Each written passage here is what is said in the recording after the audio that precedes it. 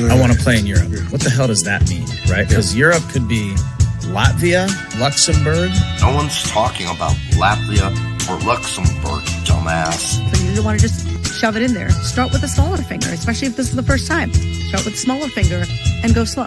I mean, there's a lot of things that need to change. Honey, eating ass, it is the best thing that you can do for your man. I want people to realize I'm just human. I'm just human, and I make mistakes. So this guy, Derek, wants to know, is putting your tongue in an ass really the thing to do? Yeah, it feels really good. It's a weird one, I think. And I know you want me to toss your salad too, don't you? All right, on that note. What are you saying, bro? You are. Stop, bro! Stop, bro, help me and stop!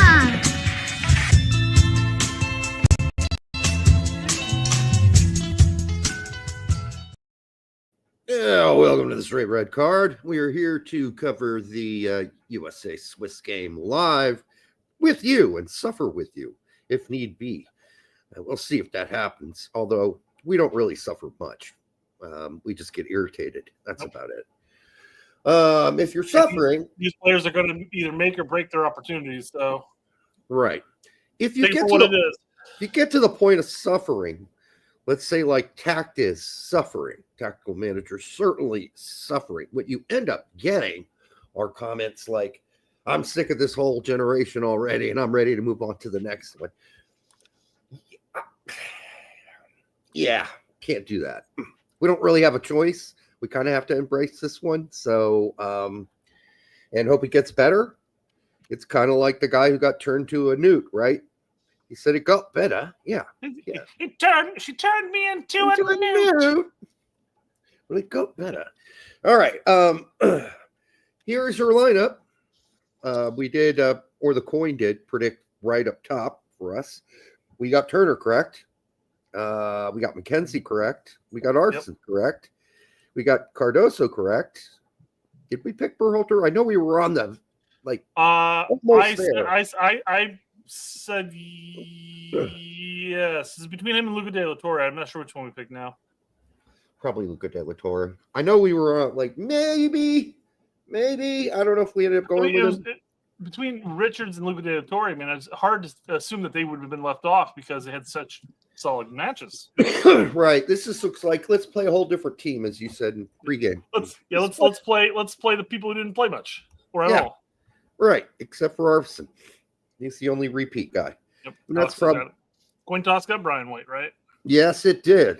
That's why we do the coin toss sometimes. We should for the first match of Gold Cup, we should do an all coin flip team. Yeah, I know. We should. We talked about that last night. See. Yeah, look, we should see how accurate that is compared to our actual guesses. That's like the guy who has his dog pick the NCAA basketball tournament, right? And his dog does great every year. So here Jesus fucking Christ. Okay. Dog's having his 47th win right now, and Jackson's not handling it very well. Yeah, I can hear that. Probably going to break this up. Based off the 11, here's I forgot. I'll have to go back to find out what the hero I can do right here. It's Chambers, longtime listener of the show, said here's what he would do with this lineup. Yeah, I mean, Ariel, Zimmerman, McKenzie, Johnny and Aronson. Deep fucking spots. I'll be back. We'll talk about this. Okay. Yeah, I mean, I don't know about the 3-4-2-1. I think it might end up looking like 3 in the back today. We will find out. So Chambers might get this right after all. So no Tolkien, correct, Brian. That is a little disappointing. I think I would have liked to have seen Tolkien today. We saw Arson already. He played pretty decently. He missed 2, one really big sitter, and the other one, I mean, he missed 2 really opportunities that you would hope maybe he might put at least one of those away. So, yeah, no Tolkien. A little concerning, although we've got a flurry of Philadelphia Union guys here and ex-Philadelphia Union guys, right? We got Sullivan, Aronson, both Aronsons, and McKenzie. Isn't Harriel a Philly guy too? Anyhow, lots of Philly. They discussed earlier Turner's move to Lyon. Beasley, expressed a little concern that he's no guaranteed starter there either. So, I don't know.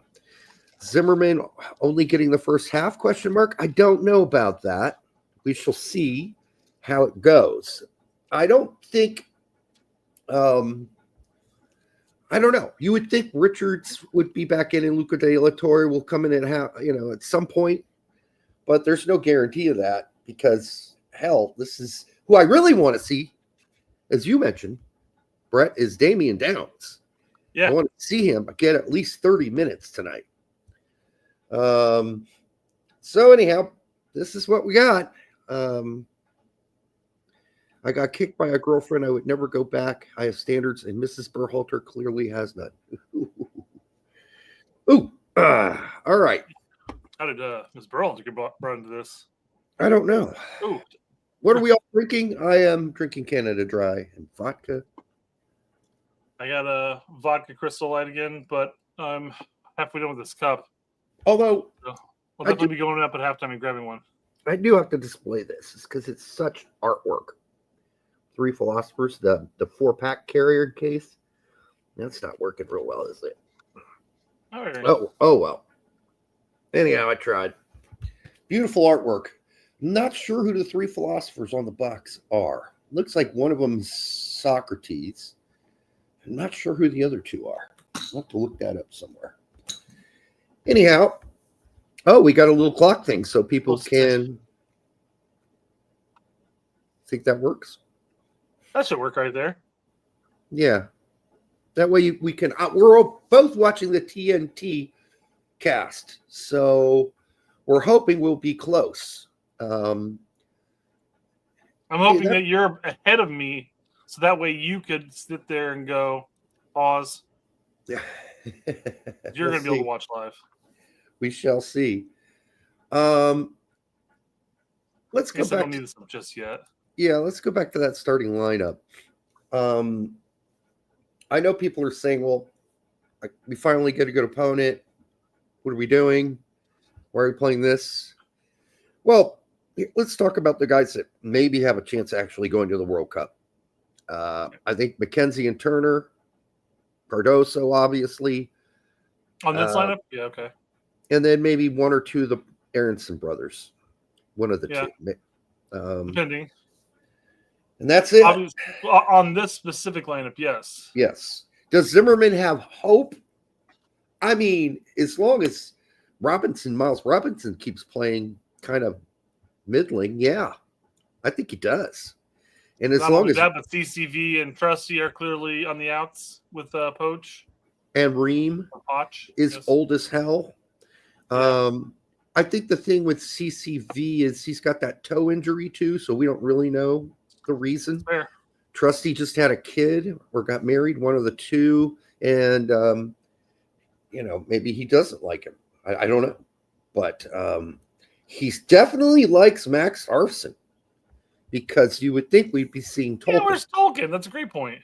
Yeah. I know we talked about on Monday why he wasn't really going to play on Saturdays because he's a late edition. Right. But I don't know. Maybe he's gonna. Maybe he wanted to kind of keep some semblance of a team. Well, I think we're seeing one thing for sure, and that is Poach really likes Arson. I don't think there's any doubt about it at this point. Any doubt? He really favors him, so he might have a fighting shot at getting on the World Cup team as a backup left back behind Jedi. So I don't think Quinn Sullivan has a chance in hell. And really, if everybody's healthy, Brian White shouldn't really have a chance in hell of making the team either. That's although that third spot's wide open because after Balogun and Pepe, who knows what Poach is thinking? Because I know one thing he's not thinking. Josh Sargent. He's not thinking Josh Sargent. Hamilton says, what is he seeing in Arson that no one else is? I mean, I think Arson's been playing fine for us. I mean, he's no Jedi. Yeah. So yeah, this is probably where it's. Yeah. No, we get you there, buddy. Yeah, fair enough. But I mean, as it stands right now, with Jedi, let's assume Jedi's healthy. I mean, at that point, we're looking at a backup for Jedi being either Arston or Tolkien. Or nobody, depending if Dest and Scally and everybody is healthy. Although we don't know anything about Scally being included anymore. And Poach is not going to go get Nathaniel Brown, people. So I've given up on that. I just don't think that's happening. Robin wants to know what channel is it on. It's on a bunch of channels, man. HBO, TNT, Peacock. Although you're in the UK, so I don't know. Great question. Good question. Yeah. Unless you're VPNing it over. Yeah, if you are TNT, I guess that's where we're watching it. That way you'd be kind of probably close to where we're going to be. The reason it's on TNT too, I believe, doesn't Max own TNT now? Or is it the other way around? Okay.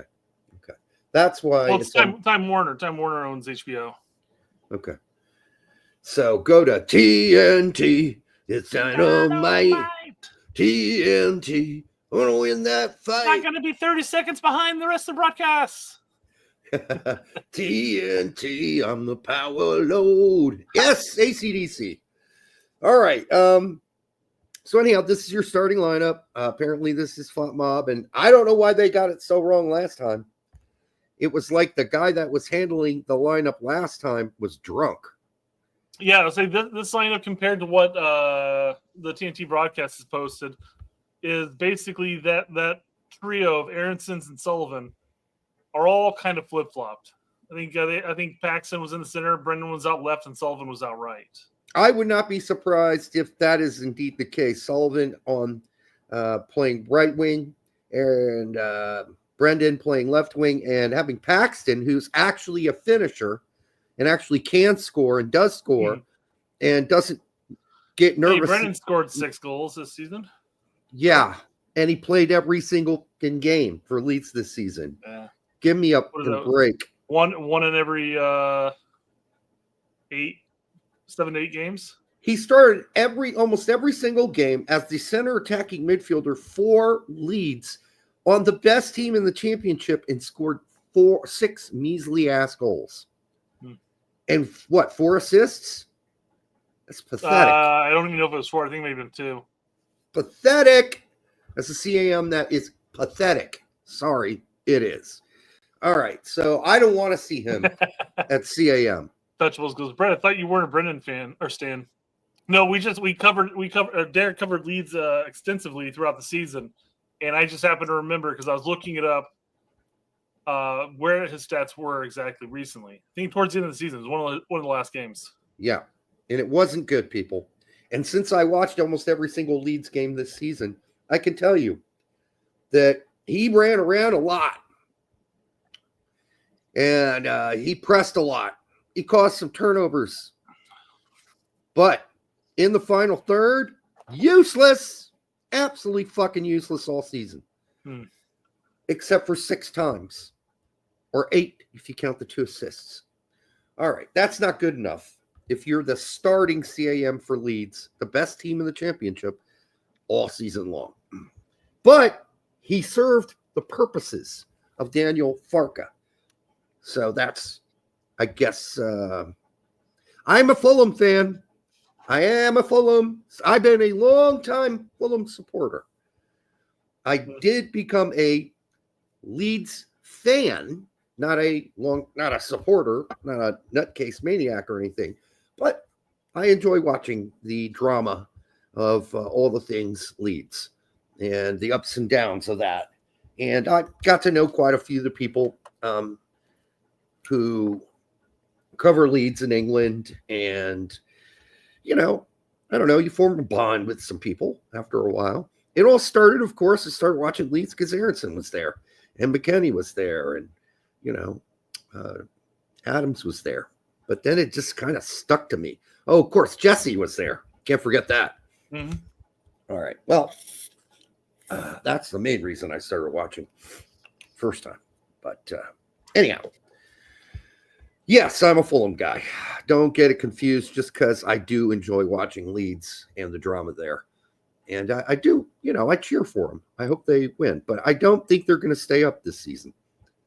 Not if, and it's getting closer, by the way, not if the Sargent signing is one of the biggest signings they're going to do. They're going to need more than that. Yeah, there's talk out there that Leeds obviously have placed a bid and interest, and 17 mil. Sky Sports is reporting that the 17 million pounds is actually what Norwich is requesting. Yeah, I think Norwich are getting smart.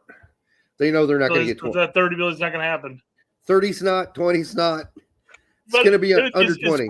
It's funny because Musa just went for 20 million. Yeah, well, now Musa probably go for 15 and head to Napoli. No, it was 16 plus 4 million bonuses or whatever. It was still 20 million, I thought. I don't know. That deal's not done either. Is it? I didn't see it finalized. I'll have to check again. Transfer Market's the only place you really get the deal's done and it's on Transfer Market. I agree, yes. When it's on Transfer Market, it's a done deal. So we'll wait for that. Listen, I mean, the fact that Moose is going to Napoli, and I explained this on X underneath your post, is because every coach thinks they can take a player who shows glimpses of something, great. The possibility of being great. Every coach thinks, well, you can't make him great, but I can. I'm going to make him great. I see it.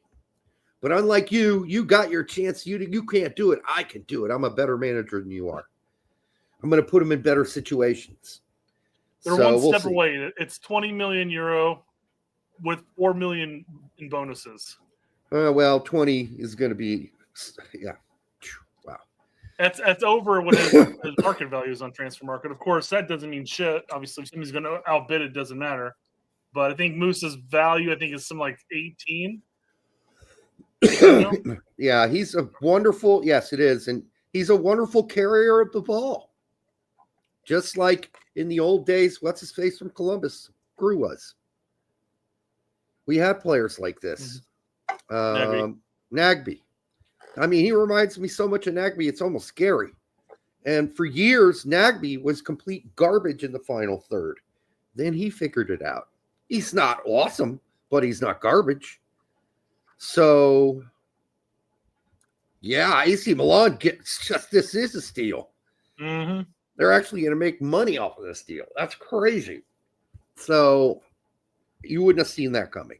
But again, it's that case where there's always the manager who thinks, well, I watched him play, and I see what he's got potential to be. I'm going to make that happen for us here at Napoli. You guys just didn't know what you were doing there at AC Milan. They were playing. They were playing him out wide a lot. He did play in the center as well. But I mean, this is what I was saying. People always bring like he's been played out of position. He's been played out of position. The guy should still be able to dribble people. Should still be able to maintain possession. First touch should still be there. But this past season, it just hasn't been. Yeah, he's made some poor decisions. And he was just god awful in the final third. Great at carrying the ball forward. Early in the season, he was doing that. You're like, okay, great. Gets it over the midway line. Lifts his head, kind of, and just picks the wrong guy to pass it to. Like, there are guys that are open, dude. Did you not see the two guys making runs? Were you not aware? One guy was at the top of the box, waving his hands, saying, I'm wide fucking open. Please pass me the ball. Instead, where does he always go? Out wide. Mm-hmm. Out wide. Weston, they just showed a clip of Weston's interview at a Juve presser. And I'm guessing he's got to ask a question about about the team coming here to the friendlies in the Gold Cup. And he basically said, hey, this is great that they're given an opportunity to break their way into the U.S. men's national team rather than calling in the same 26 people every window. So I wonder if U.S. Soccer is trying to do some damage control by feeding some of these lines to people. Yeah. Because Adam said much the same thing when he was on with Men in Blazers. Yeah. Like it's great that these guys are gonna have the opportunity to make stamp their name onto a roster and fight for that World Cup spot. Yeah, it's easy to say, I guess, if you're Weston, when you're so comfortable with the fact that your probably spot is solid, right? Look at the empty fucking stadium tonight. I haven't seen it yet. Oh my God, that's empty. Holy Moses. I guess there are not enough Swiss Americans in this country to show up for this. Holy Moses, that's empty. They may still fill in. I mean, it's not dreadfully empty, and who knows about the other 3/4 of the stadium. But it's also Tuesday and it's rainy. I mean, that's no excuse. We still be filling these up, but then again, how many games are in fucking Nashville over the past 2 years? Yeah, they're bored. So many. Bring it to fucking Indianapolis. People will come out and watch this team. I guarantee it. We're starving for a fucking game here. I guarantee you we fill the stadium. Now, not the whole thing. I mean, if it's played in, the Colts Stadium, I don't think 80,000 people are coming. Well, it's 70,000, but that's assuming that they don't have to take away seats to make the field work. I think this stadium only holds, 30,000? Something like that. It's mostly empty. I mean, the game's about to start. People aren't here yet? All right. Well, let me check out the Swiss national anthem real quick.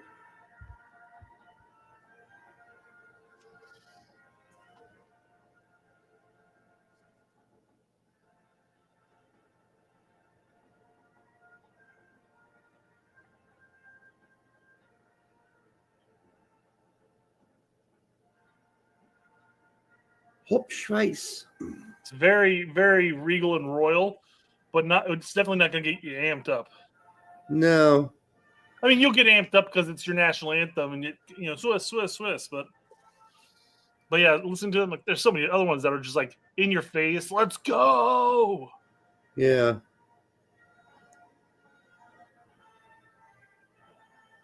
I'm looking for either that or just beautiful, right? That's all right. A little meandering. No, for me at least, hearing it for the first time, no, I didn't connect all the pieces there. I didn't see a pattern either. All right, I know what ours sounds like. Oh, we're going to have some girls. Tamika Nicole's going to sing it. Oh, dude, man, I'm halfway through the anthem already. No shit. Jesus Christ. She just started. Oh my God. You won't... the rockets gleam. I'm on Gleaming. I'm on Broad Stripes. Yeah. Derek, how big is it? How big is what? How this is the TNT stream. How is it possible that the actual channel itself isn't synced? Synced, I guess I just have really slow connection. Although I don't get any glitches. Cable. It's a cable channel. There's not really a connection issue there. It's what they're broadcasting. Maybe since it's on national TV and stuff like that. Maybe they have a delay in case a streaker comes running through. I doubt that. You don't need a 30-second delay for that. No, you don't need a 30-second delay. God. I mean, 5 seconds I get. And of the free and the home of the brave. All right, here we go. This is ridiculous. I'm going on to Peacock just to see if it's the closer. If it's worse, wouldn't that be the shit? The ski says, drinking a glass of Jameson Black Barrel. I have some of that in my cabinet. It's pretty good for, what it is. I don't drink that kind of stuff. I just have it here for potential guests. Wife gave me permission. She knew it might be a long night. Mm-hmm. Let's hope not. No, the ski was. I think the ski was mentioning on Twitter today that his wife basically tells him he can't drink during the week itself or something like that, and he was going to ask for permission. Oh well. For the 173 of you watching on YouTube and X, welcome to the show. The game's about to start. We're going to try to sync. Brett and I are going to try to sync, so he's not 20 fucking seconds ahead of me, which is odd since we're both watching TNT and I'm way behind as usual. But Untouchable says he synced right up with me perfectly. He's watching on TNT, the channel. Yeah, what you need to do is somehow slow down your internet, right? It's not the internet. It's the broadcast. How can it be so different? It's the message is somehow being received in Noblesville, Indiana, faster than it is in Fishers. No, but if you were on the HBO stream, you'd probably be right up with me, anyways. Sync wise. Oh, you're doing HBO. I'm on TNT. Yeah, I don't have TNT. I don't have cable. Oh, that's right. Okay. You were watching on Max. Max is maybe just faster. So I thought we were on the same, but we're not. The same feed. I wonder how it is. I got Peacock up. I got HBO, and I'm trying to see if I can get Xfinity Stream running. I am not on YouTube. YouTube. I am on Roku. Chris. Which I like. All right, so at least the top stands. Oh my God, it's empty. Holy squatola! All right, Xfinity's not going to work. The whole half of the. Oh my God! Could that be more empty? Jesus! If I were TNT, I wouldn't have filmed that. Look how few people are here. Your game started already? 15 seconds in. No fucking shit. I'm not. They haven't kicked off yet. All right. You are 22 seconds ahead of me. This is going to be lovely. Just kicked off? Yep. So is the clock on? Is this your clock right here? I'm at 11, 12, 13, 14, 15, 16, 17, 18, 19, 20. So your clock's keep going. 3, 24, 25, 26, 27, 28, 29, 30. Peacock, you can pause. HBO, you can't. So we're synced up there. Hell yes, brother. Stopwatch is off by like a second. Okay. Couple seconds, but well, no, it's actually off about 3 seconds. Yeah, I was gonna say. You want to fix that? Up, though. Oh shit! It just gives them the idea. Yeah. Because the idea is that they don't keep asking us. Right. So if you're asking or you're wondering, yes, our clock is about 3 seconds slow. That's okay. It's close enough for government work. All right, we got a big, mostly empty stadium out here today. I don't think it's mostly. On the top, there's definitely noticeable empty seats. But there's still people walking in. We'll see. All right, we'll see indeed. U.S. wearing all blue? Blue. Yep. Okay. And who was right about that? It does look like they're like wearing black. Okay, that was behind. Trying to figure out where these guys are actually really playing. I just realized I can't listen to the HBO game because that's up like a couple minutes, about a minute. Yeah, you're gonna have to mute it. Are you shitting me? What the hell? I can pause the HBO match now. What the fuck? Yes. So we're at 205, 206, 7, right? I'm at 210, 211, 212, 213, 214, 215, 216, 217, 218, 219, 20, 21, 22, there we go. 23. All right. We're synced. All right. We're synced. On English. I can listen now.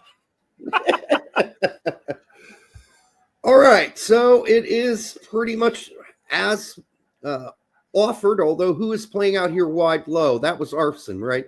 Arson to Brendan? Was that Brendan? Brennan's 11, yeah. Okay, so Brendan is playing out left wing. Yeah. That means Paxton's playing in the middle, and Quinn Sullivan's playing out right. So Arson takes this down. Nice move. Great feedback by Brendan. God, it's really hard to tell the Aronson brothers apart. This is going to be a nightmare. They run the same. They look the same. They have the same haircut. One of them needs to get a mohawk. This is going to be impossible. Or dye their hair, yeah. Yeah, Colin, TNT on cable apparently is dragging ass. Yeah, it's 20 seconds behind the actual game. But at least everybody watching TNT here will be on the same level. All right. Or willing to pause their stream if they have the capability of doing so. Right. Well, now the clock is 4 seconds behind actual. Nice move by Sullivan. Nice. All right, Sullivan. Everybody looks like ants right now. We're off to Arson. Arson, yep. Brings it back to McKenzie. McKenzie over all the way to around. Zimmerman. Zimmerman's going to take it up, but then retreat after laying it off. Back to McKenzie. Back to Arson. Arson Sebastian up. and Cardoso hasn't really played much. There's Sebastian right there. There's nice pass by Sebastian. Nice poke in. Oh, you got to finish that one time, Paxton. Is that Paxton? That wasn't Paxton. No, it was Arson. Oh, what is Arson? That is beautiful. Getting that far up the pitch. Nice job. Some nice moves here early on from this B/C team. Miguel, what streaming services? It's on HBO. It's on Peacock. Xfinity Live, I guess TV if you got that. Oh, put Arson in a back spot, did McKenzie. We're going to go all the way back to Turner now. And there it is. All right, so let's reset.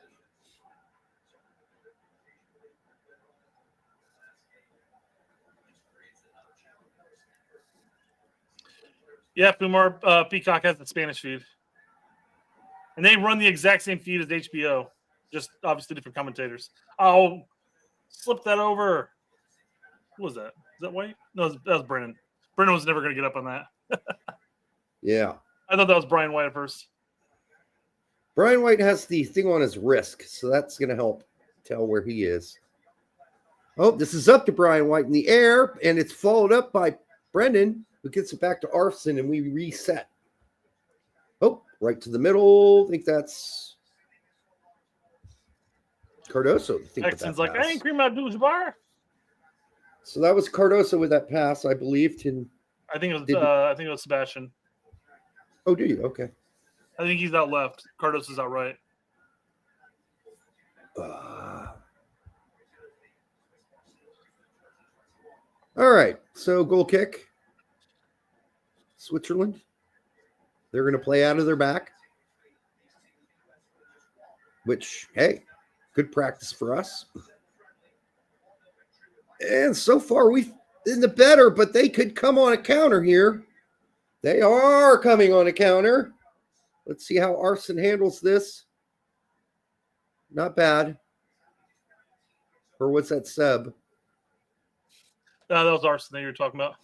Okay. Arson did get back. One of the perks of watching it on a computer screen is that I'm that close to it. I got a huge TV screen, but That's it's fair. one of those games where the cameras are too backed off, just a little too far, and they all look like ants.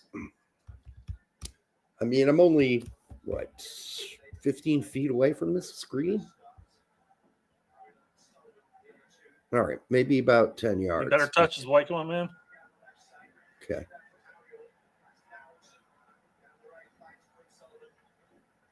Yeah, Quinn Sullivan's kind of packed in here. Watch it.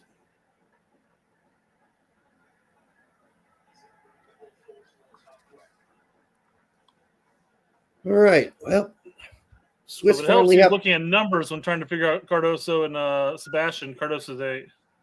8. Okay, that does help. 15's Cardoso. 15 is Cardoso.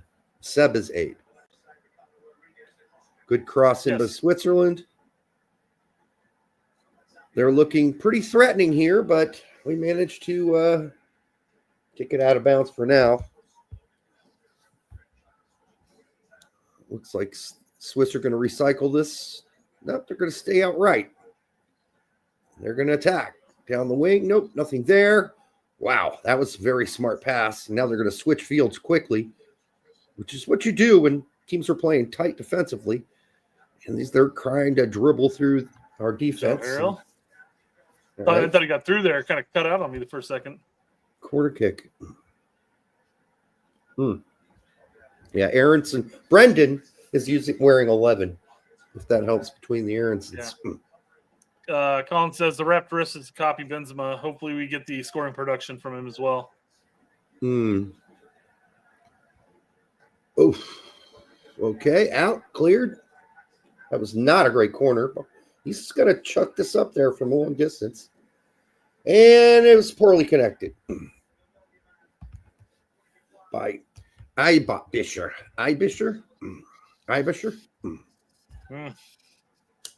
Yeah, you're asking the wrong person, Derek.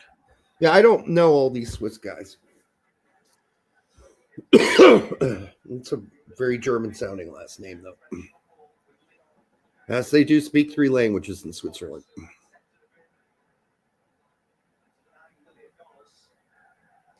40 seconds taken on this goal kick. Thank goodness it's friendly. Come on, man. You got to play the ball quick. Jesus, dude. You're going to get a warning, man. Just waiting for Brendan to come back on? I don't know what's happened there. Yep, Seriously, like 40 seconds.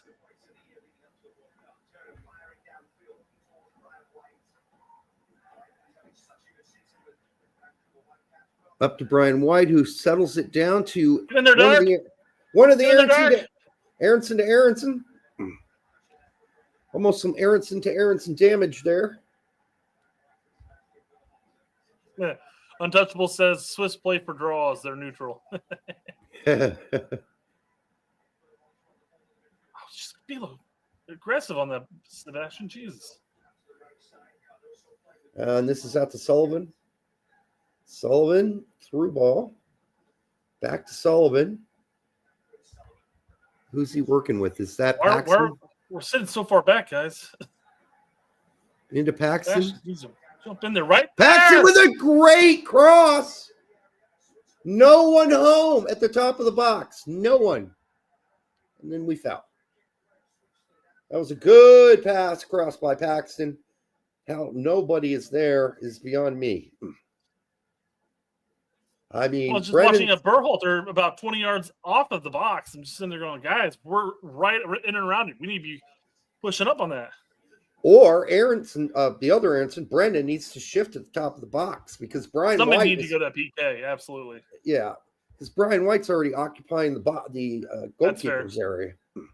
That's definitely fair. I wasn't saying Sebastian needed to be in that PK spot, but he closed that gap a bit. Well, he could have at least been nearer to the top of the box, honestly. And I don't know who else was behind him, too. I saw Sebastian at the very edge of the screen, so there could have only been like 2 center backs, and maybe he was helping and holding back. I don't know. Yeah, you couldn't see that part of the screen and cut off. That's why sometimes going to these games live is the answer. But all right, let's see what we fall back on in defense. Speaking of which, man, we need to take a look at the Columbus match. As far as getting the tickets. Attending, yeah. Yeah. What month was that? September. It's like September 9th or something like that. I don't know. Okay.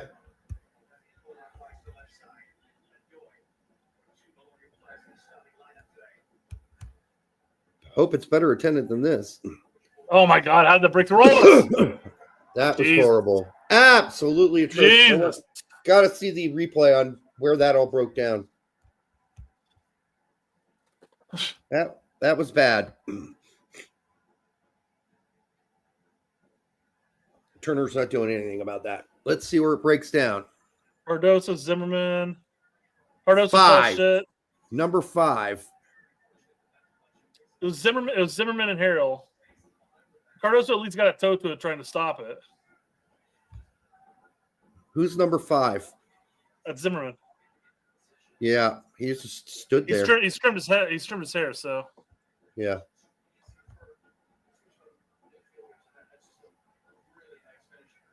Yeah, nobody followed the runner. No one. Ariel was watching. Who was? Ariel. Oh, yeah. He's out right.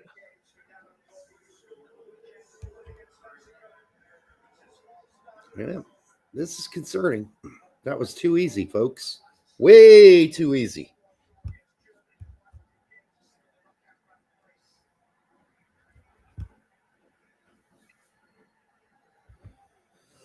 I think our midfielders have been pretty decent so far. Arson's been pretty good so far. I know we're only like 10 minutes into 13, 14.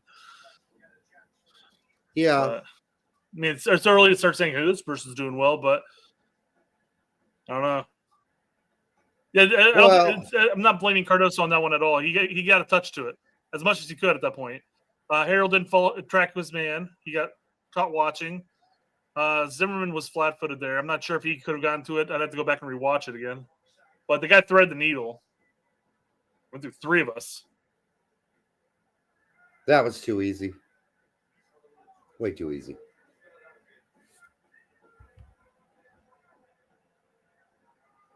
All right, well, who takes this? Guessing Berhalter. Yes. Oh, good no, cross. great ball, man. Great ball. Nobody got on the end of it. Good Nice, read, nice, Arson. nice, nice. Who's this? Play it. That was Arson. Well, I'm not sure why I didn't think no, it was No. That's Aronson, brother. Oh, is it Pax? No, that's 21. Brendan. No, that's 21. 21 who came up and got the ball? Hold on. Maybe I'm missing it. You're right. That's Paxton. That makes sense. Yep. Oh, okay. All the way back to Turner. Up to McKenzie. Reset. Out wide to Arson. Hey, Arson's 27. Get to it. You're speedy, Gonzalez, man. Go. Brendan Aronson's got it. No, it went out. Oh, Jesus. Great cross. Oh, and McKenzie's almost got to that. Was that McKenzie? Oh, it was McKenzie. Yeah, I think you're right. I think it's McKenzie. Yeah, it was McKenzie. Very close.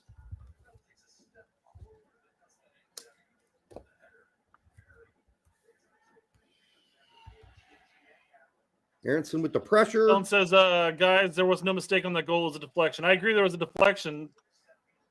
Should Harry have been paying attention to his man then? I mean, I don't know. It split. It was a great ball splitting 3 guys, but somebody didn't track. I mean, the guy can't be that wide open, even if the pass was slightly deflected. That was too easy. Switzerland back on the attack. Ariel covering out wide on Mbole. No. Oh my God! Mbole just clowned him. Oof. Ouch. Ariel shook. Pick up your drawers. Put them back on. Whoop. You just got undressed out there, buddy. No, it's Johnny coming back to help after the embarrassment. Guy's good.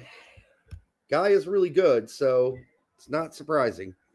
He just shook Ariel out of his drawers. Mm-hmm. Now they got guys packed in the box, man. 6 in the box. Oh, that was almost dangerous. Johnny. Yep. That's the second time in about 30 seconds. Cardoso saved the day there. Text Brazilian Ghost. That man has a family. Does Harry have a family? I'm not sure if he's married or not. I mean, he's got parents. That's a family, I suppose. Yeah. Don't embarrass him in front of his mom and dad like that. All right, that was just to boot up the field. So we're not doing a whole lot of ticky-tock build-up today. Maybe mixing it up a bit. Oh, Jesus. I'm gonna mute real quick. Do you first.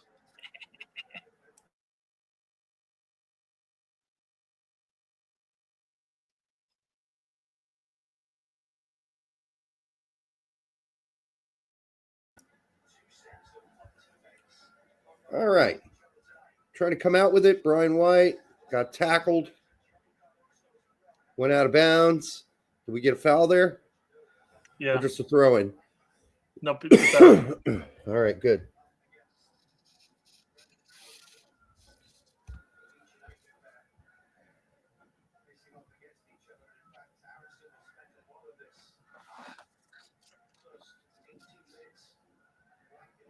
Hey, at least Paxton Aronson finally made the squad, right?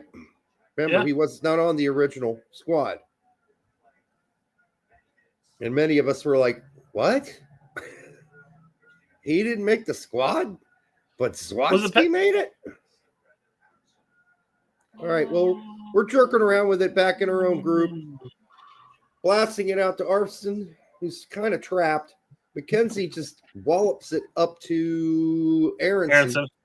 That wasn't good. But ball's loose, goes right over White. Ariel's pretty good in the air, man. Who? He's getting up there.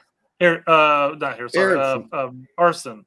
Arson, yeah. Well, he's not small. Yeah. He's like 6'2". Aronson's good in the air.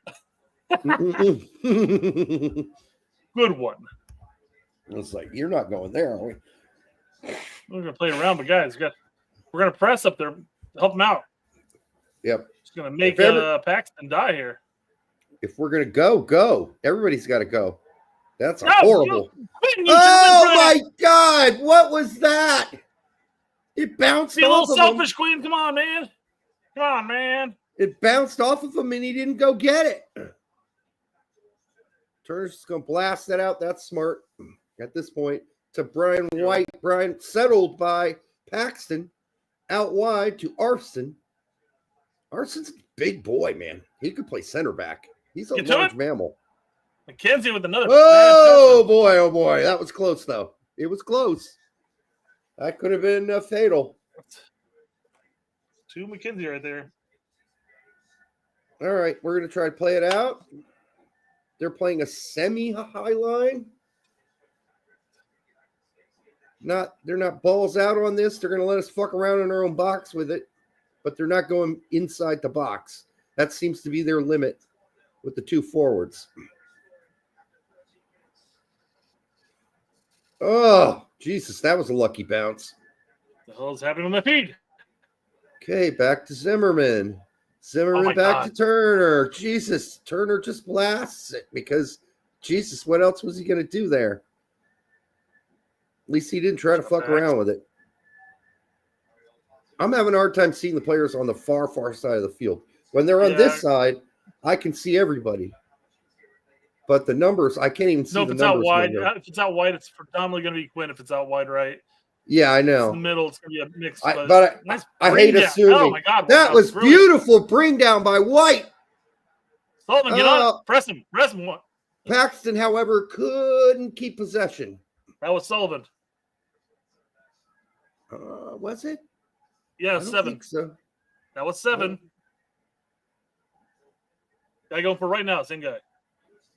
That's okay. Then where's Paxton? Where the fuck he go?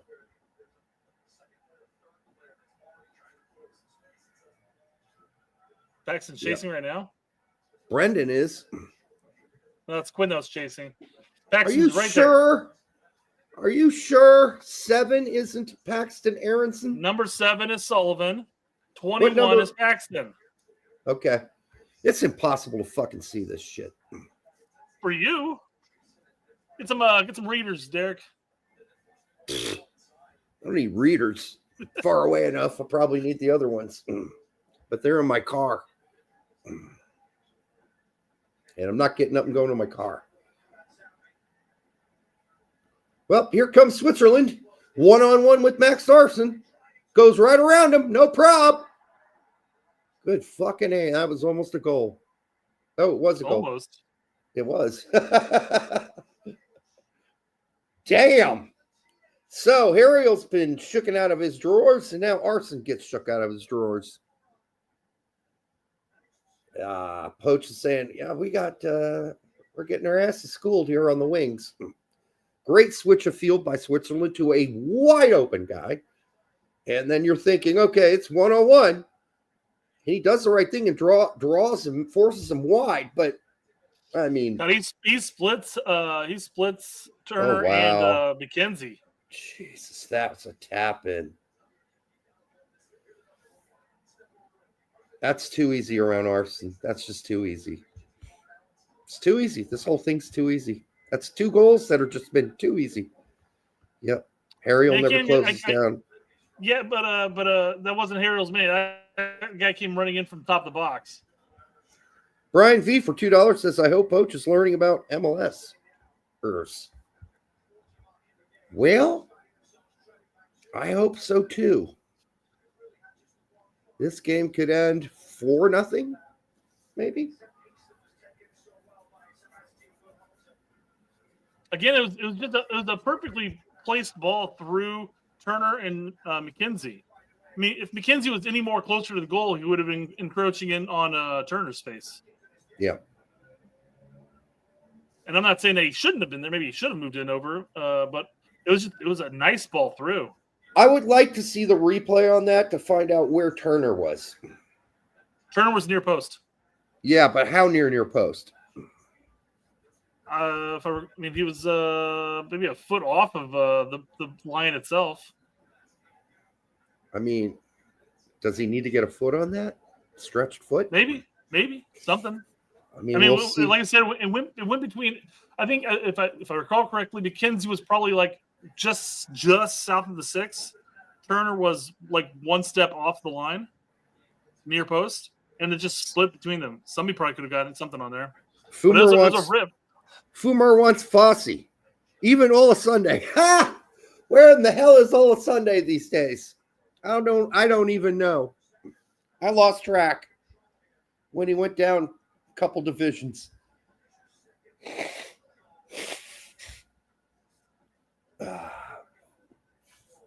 Well, folks, I guess this is what we should have expected. It's not like we haven't looked semi-competent going forward, but in defense, it's been rough going. Out wide. Both Harriel and next Arson getting burned. Usually, when you force the guy wide like Arson did, you're quick enough to at least put your body between you and the goal, right? You're not so aggressive that he can get around you. You leave enough space to always keep yourself between the ball and the goal so you can at least get a foot on a cross. But that guy was quick and Arson was not quick enough. Now let's keep in mind, Arson doesn't traditionally have to play in a back 4 as a left back. He traditionally plays left wing back.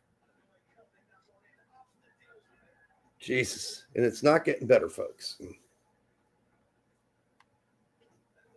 That's got to be deflating for these guys. Meanwhile, at home, McKinney and Pulisic and Ibuea are all thinking to themselves, well, I think my spot is safe. And I think Richard's got to be saying to himself, well, I'm going to the World Cup at this point. But Reem might be thinking, I might have a chance still. And the rest of us are praying that Jedi never gets injured and Des never gets injured again. Well, doesn't bode well for us as Jedi gets older, though. Really disappointed that we didn't get to see Jedi for Des for a couple of games here. Really disappointed. But I guess, the medical guys just wouldn't clear him, which is fine. But PSV cleared him.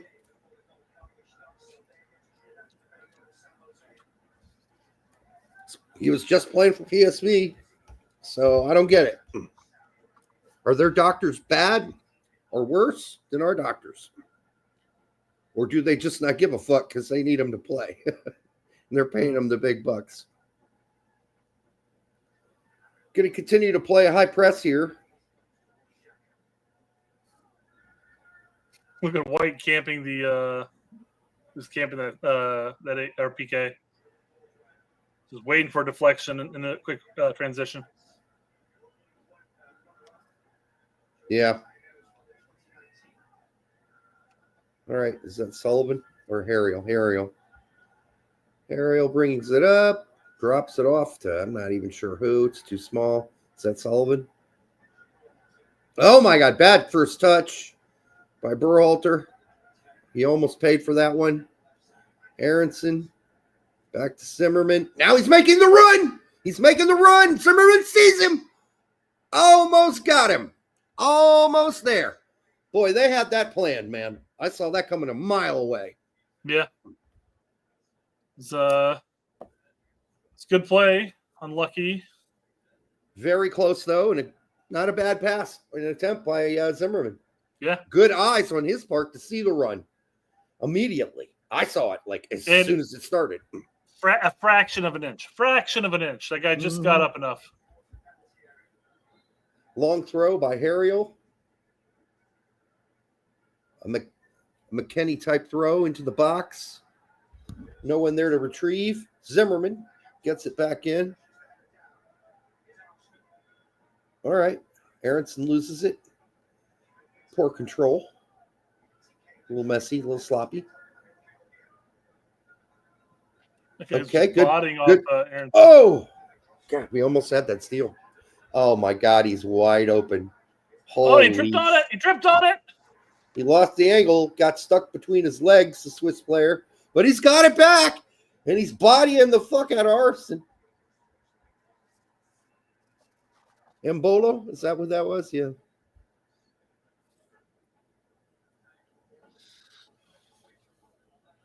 Well, if we're going to try to play a high line like that, that's going to be open for them. I believe Embolo has managed to hit the ground, get up, and still get to the ball. Yeah. Where Arson was able to. All right, we're currently 30 minutes into the game. Switzerland has a corner kick. United States down 2-0. And here comes the corner. It's a little overhit unless that was planned for the back post. That's stadium, the behind Turner's goal, man. That's the entire upper half. Oof. Yeah. There's empathy. Everybody's getting little broed, says Joe. A bunch of little bros out there. I think it's bra. B-R-U-H. All right. Cleared by somebody. Didn't see who it was. They're going to chip it back in, but they're all offside, so they don't even bother trying. Turner's got it. We'll have to recheck the replay on the second goal, see if Turner could have done more. This is a 30,000-seat stadium. Yeah, and it's empty, dude. It did not fill up. The whole upper rafter is practically empty. And the bottom rafter, it's kind of 50-50.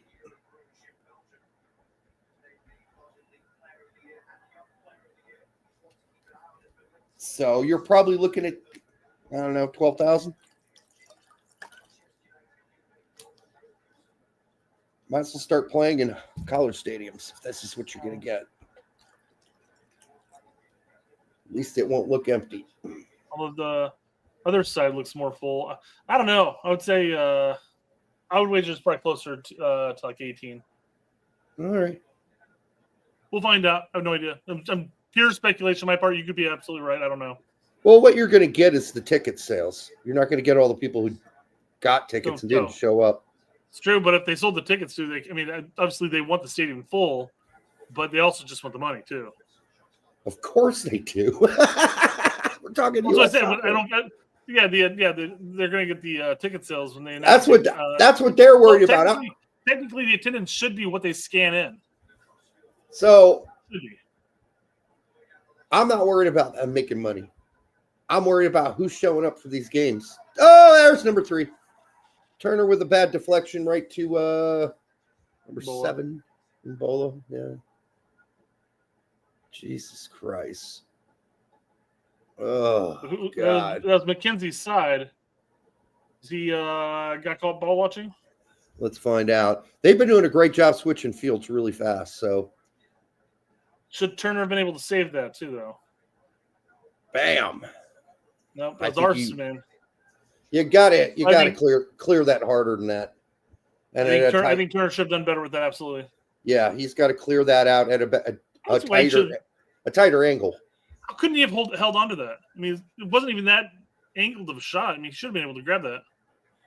Yeah.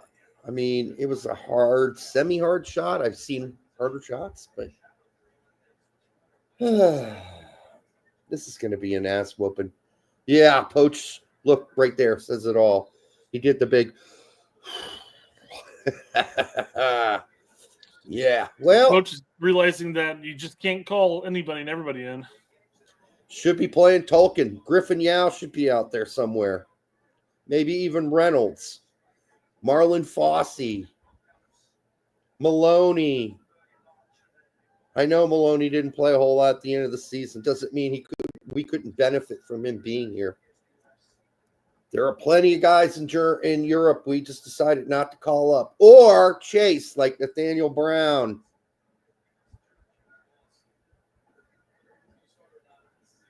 Not saying it would be better, but we got a center back at Augsburg.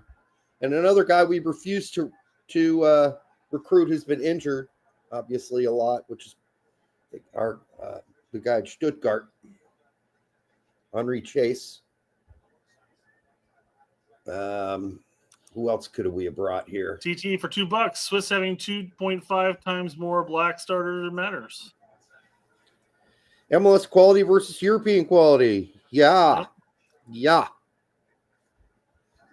Also, a bunch of guys who barely have ever played together before. Okay, there's that too. Well, but we don't get to see. The only thing I'm waiting for here is if Dominic Downs gets to play in the second half. That's the only thing I'm looking for. At this point, Poach has just got to throw everything in the kitchen sink in, right? I guess, but he's probably thinking, well, at least some of my guys fresh for the Gold Cup. No, you've got to give somebody like Downs an opportunity before the Gold Cup. No. I'm talking about the kitchen sink part. So you do have to go put. Yeah. I thought you meant more guys than Downs. Anyhow, this could be a number 4 here. Yeah, it's looking like it, and it is. I saw that about 10 seconds before it happened. That is so pathetic. Oh, what an ass whooping. What an ever to love guy. Oh, hey, Pochettino, time to wake up, buddy. Sometimes it's not about how hard you try. Sometimes you got to have some abilities. This is just too fucking easy. And our players are too naive. Way too naive. And McKenzie gets beat on that one-on-one. Yep. We are losing. Not having a game at all. No, we are losing so many one-on-one duels. It's crazy. Matthew Dominguez for $2 says the only heartbeat I feel is anxiety. Oh, I wouldn't get too anxiety about this. Just enjoy the ass beating because it's going to teach him a lesson. Poach, that is. Next time, bring in the better players. Nice ball by Arson. We don't need 16 MLS players on this team. It's too many. There are other guys in Europe that got screwed. Should have been called, weren't called.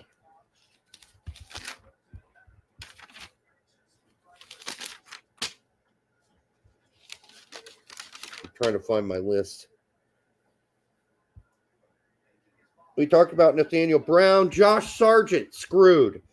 Joe Scally, screwed. Caleb Wiley, screwed. Zendejas, screwed.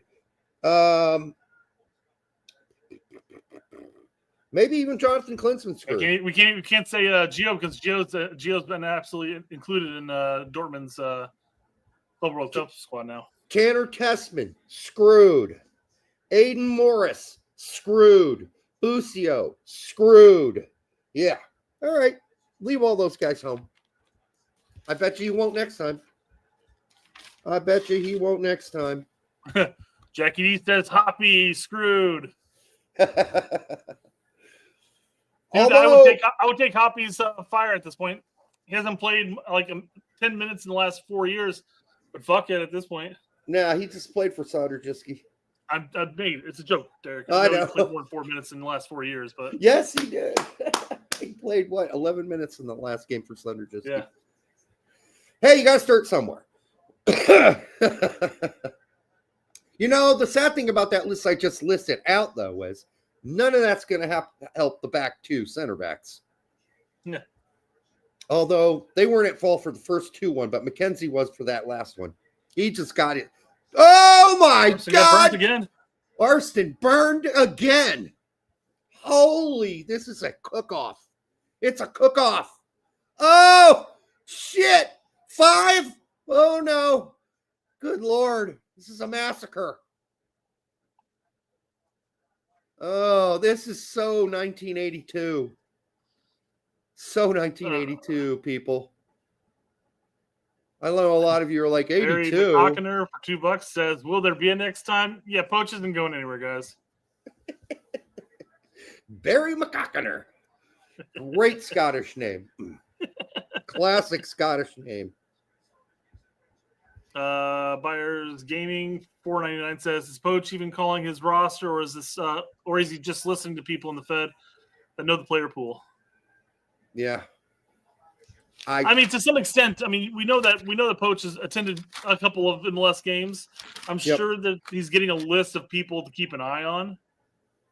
Well, let me ask you this: does Scally get burned like this on defense? No, I don't think he does.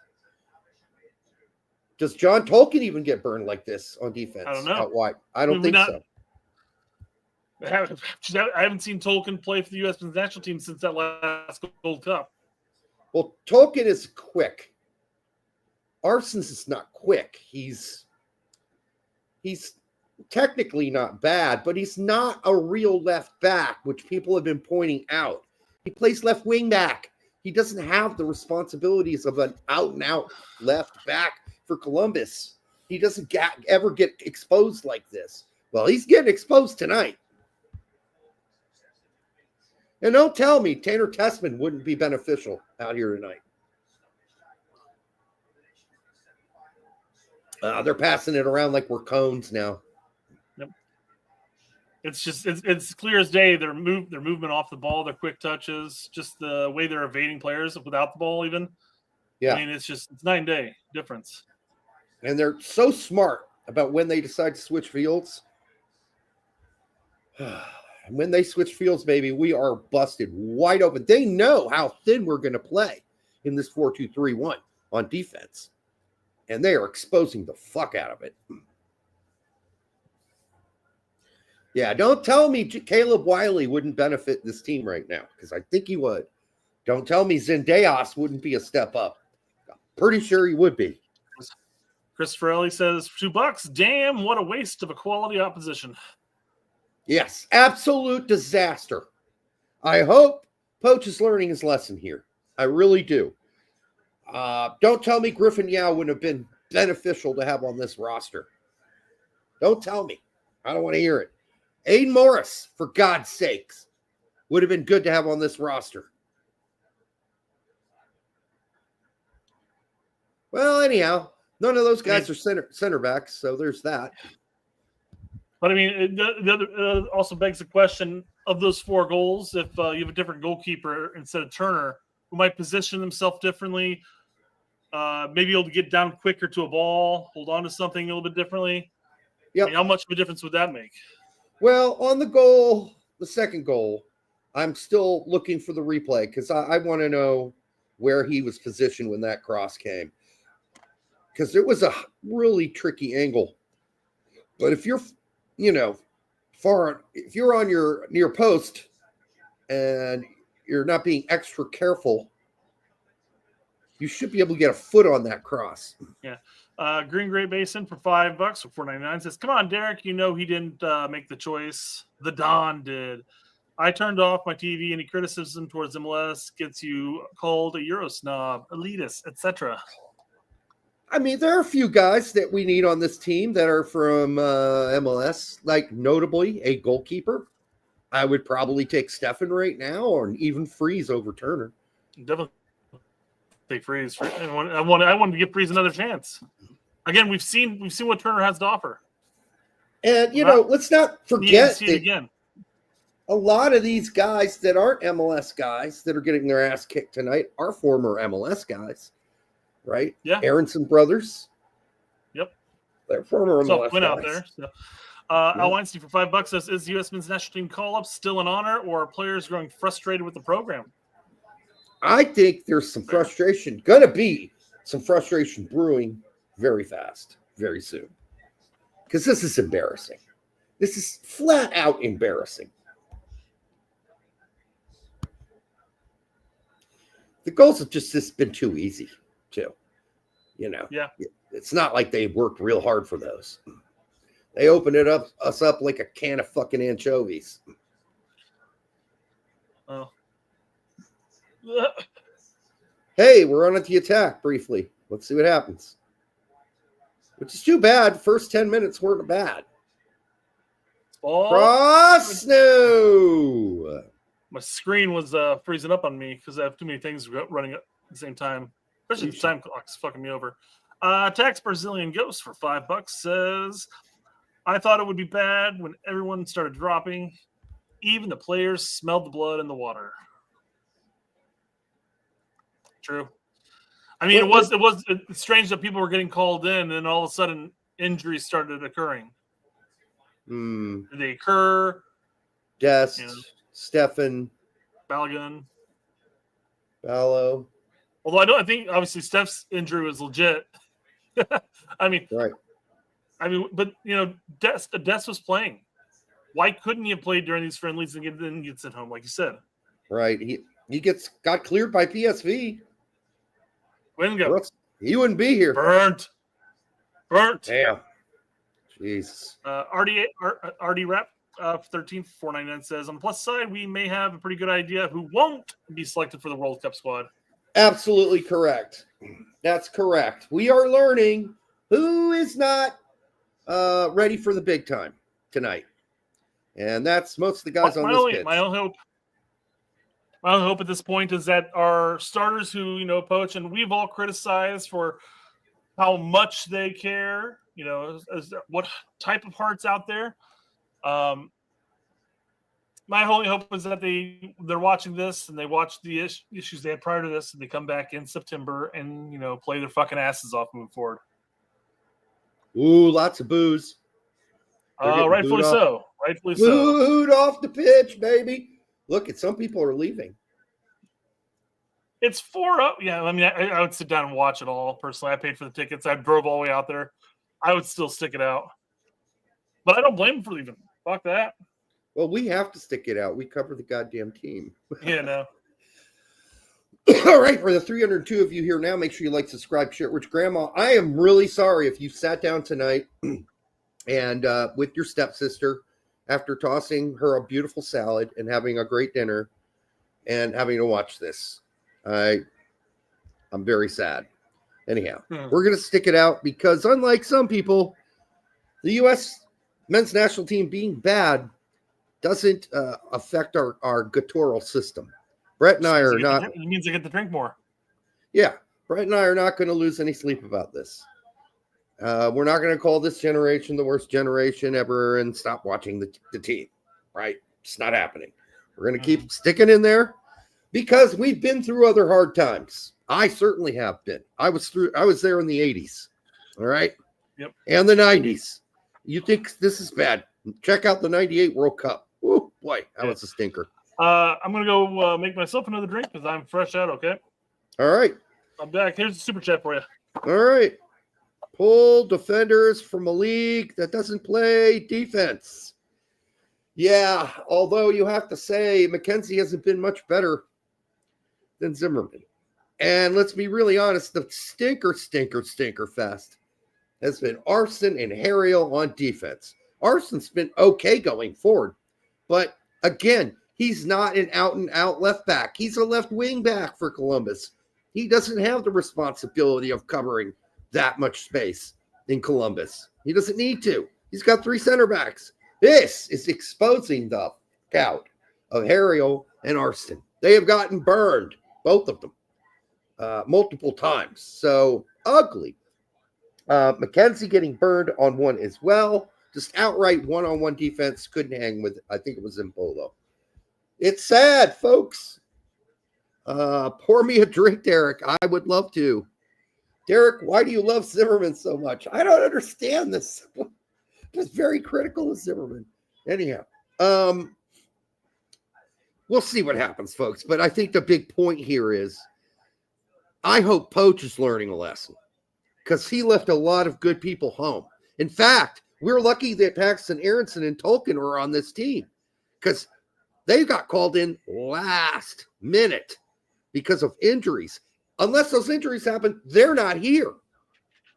Then it would be Paxton missing, Tolkien missing. Obviously, we talk about recruiting Nathaniel Brown.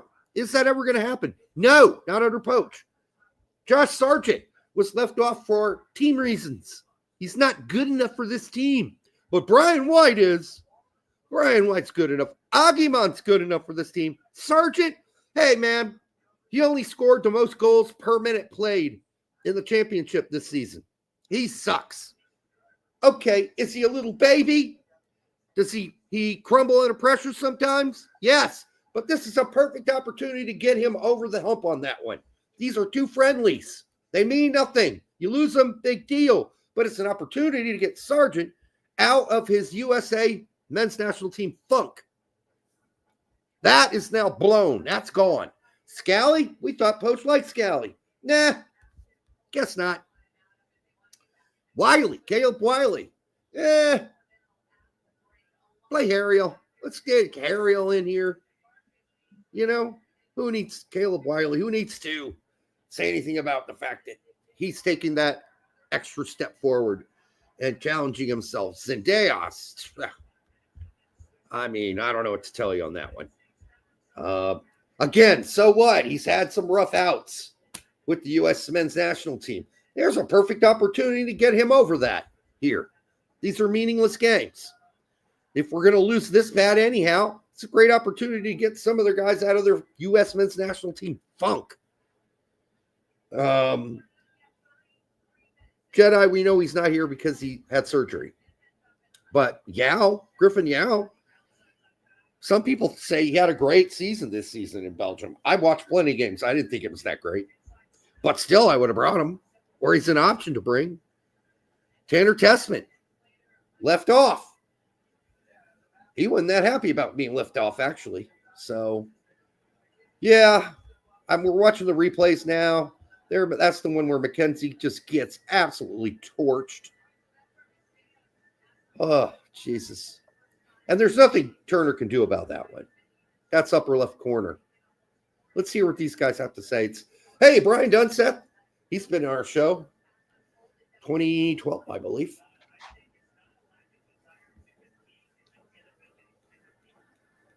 Yeah, it's not about a lack of heart this time.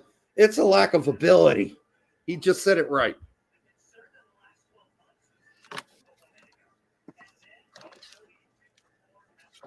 Hey, Brian Dunsey, our show guest, got it right. He said, this time it's not about lack of heart. It's lack of ability. Yeah.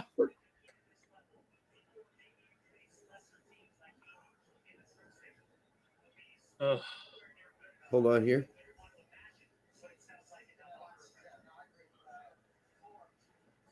Bad. Embarrassing.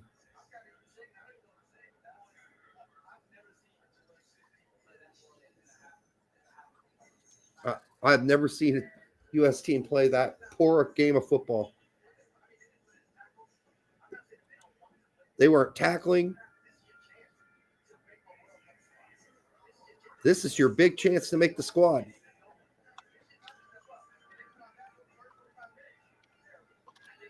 Terrible, says Beasley. And I quote.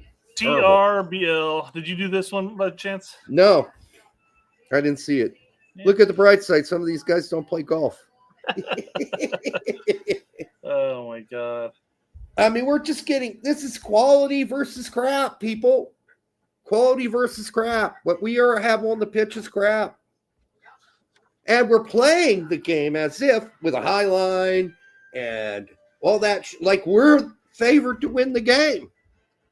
We're leaving ourselves wide open for counters and switchings of fields. I mean, what do you expect? Yeah, we're getting spanked because we're getting exposed. So it's not only all players. This is actually the setup, right? You could have set up for this game differently and said, all right, this is a team that's better than us. Yeah. How are we going to beat teams that are better than us? Well, we're going to sit back. We're going to be very conscious about not leaving any space for them to operate in, and then we're going to hit them on the counter. But no, we come out and we play like we're the team that's favored to win. It's crazy. It's on the coach. I normally don't take Foot Mob ratings into account here, but I think they've done a pretty damn good job so far.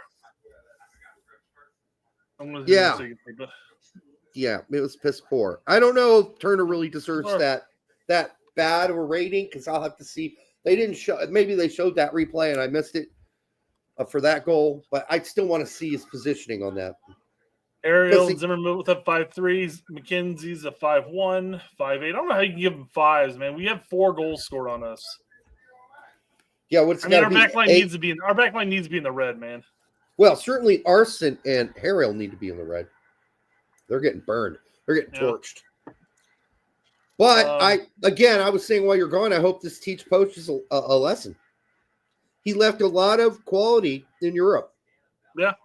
A lot of players that you thought may have earned a chance here. But let's hope now. Let's see. Tact and Pete, 2 negative, came here for some straight red card positivity. Yeah. Well, one of the positivity is we're learning who's not ready for prime time, right? And hopefully that means the other guys are going to be left home next time. The guys that I mentioned, and remember, we almost left home Tolkien and Aronson too. They only made it last second. So recruit Brown. Sargent should be here. I'm sorry. This is a great opportunity to get a guy who might be in a rut with the U.S. men's national team, a couple opportunities in friendlies to get out of the rut. Get out of the rut. Same thing goes for Zendejas. This is an opportunity to get these guys out of a rut. Now, none of those solutions are going to help us with the back line, but Scally would, because I don't think Scally gets burned like Ariel does. I don't think that's happening against Scally. I think Caleb Wiley's more fleet of foot. I don't think he's getting burned this bad. Who else are we missing? Tanner Tessman. That'd be nice to have another option. Bucio's another option. Aiden Morris is another option. Like lots of guys. Griffin Yao left at home. So, hey, you wanted to see MLS guys? Coach, you're getting to see them. And I'm hoping you're learning from this. So that's all I can say. I can only imagine Pete and Tact and where they're at right now because they were already there before this game started. Whereas Brett and I, we don't take this shit listen, we got families. Brett still has mine or all the house, but there are other things in life that are more important than this game. And so this is not life or death for us. We're not going to get that depressed. Untouchable says Cole Campbell has to be better than this. Well, he's also with Dortmund. Yeah, he's with Dortmund. Hey, we could have used Matisse Albert. Yeah. Or, if like other teams did, there are other teams played the 2 games before the Club World Cup. Turkey brought their Juventus guys. Yep. We didn't. How come our Juventus guys weren't here for these 2 friendlies? Maybe they weren't asked. More than likely, they weren't asked. Well, again, you have to take into consideration what Poch said about Gio last window. Mm. This is the only window of the summer that I'm going to be able to evaluate Gio because he's going to be with the Club World Cup. So at that point, as of March, he's already assuming that the Club World Cup guys are off limits. Yeah. I hope one of the Swiss guys post-game goes, this is why MLS being considered a legit league is a joke. I grew up in the Swiss league with more competition. All right, well, let's be really fair. I mean, honestly, in the Swiss league, you got 3 teams are good. Most of the best Swiss players don't play in Switzerland. They play in Germany. They play in England, Italy. They don't play in Switzerland. So I don't know how fair that is. Yeah, but it's still developed through their system. It is, but the good ones go. Sure. Okay? The good ones leave Switzerland. They don't stay there. It's not a great league. It's not that great. The best Swiss players leave Switzerland. And they play all over the world. All over Europe. But they might have a better development system than we do. They certainly seem to have developed a better team than we have. Yeah. Dude, imagine Mexico beats Turkey. What will be said? I don't even think at this point it really matters. Mexico just needs to not get beat by Turkey or play a good game against Turkey. Because the way this is looking is total fucking embarrassment is what this is looking like. Yeah. I mean, here's the thing. Here's one reason why it's an embarrassment. Yes, our players are just completely outclassed. This is not even a B squad of ours, quite frankly. I mean, if we had all of our key A players, and then you look at the B squad, who would pull in, part of the team wouldn't even be part of the C squad, quite frankly. I get what you're saying, Brett, and I know we're being outclassed, but I do think that Poach has set us up in a way to sabotage these players and really open up the possibility of them being completely crushed. Because we're setting up, we're playing a high line like we're the better team. We're not the better team. Why not practice playing counter ball in this game? Because we're outclassed. Let's sit back, play a low block, make them beat us, and hit them on the fucking counter. Like, we got players that are good enough to do that up top. The Aronson brothers are good carrying the ball forward. I don't know about Brian White, but, being a good counter guy. But, try something different in this game that prepares us for the future when we have to play teams that are just better than us. I'd hate to take Paxton out of our potential attack because I feel like he's been one of our more lively attackers in that sense. But pushing him a little further back and having him orchestrate more, kind of doing what Berhalter wanted to do with Gio during the Copa, might be better because I think getting him the ball on his foot more is going to be more ideal. Although I think changes galore are going to happen in halftime, so this might even be a moot point. But you're right, Brett. I don't think Paxton's leading, but he needs to get touches. He needs to get more of the ball. Utrecht when he first got to Utrecht, he played way up the field. They figured out this season, we want him to get the ball as much as possible. Yeah. Where do we put him to do that? They kind of put him in that Regista role, right? Where he's touching the ball more than anybody else. I think that's an idea. I wouldn't do it the way Berhalter did it. I don't think you need to go searching all the way back to the, bottom third of the field to go get it. Center back at that point. Yes. Yeah, you don't need to do that shit. Right. All the way for the 316 of you here. I want to hear what Coach says here. Me too.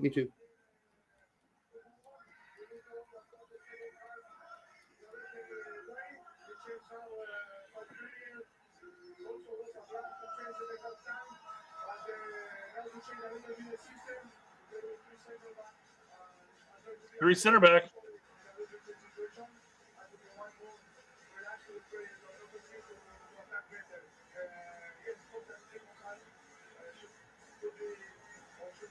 Who's coming out, Harriel or Arson?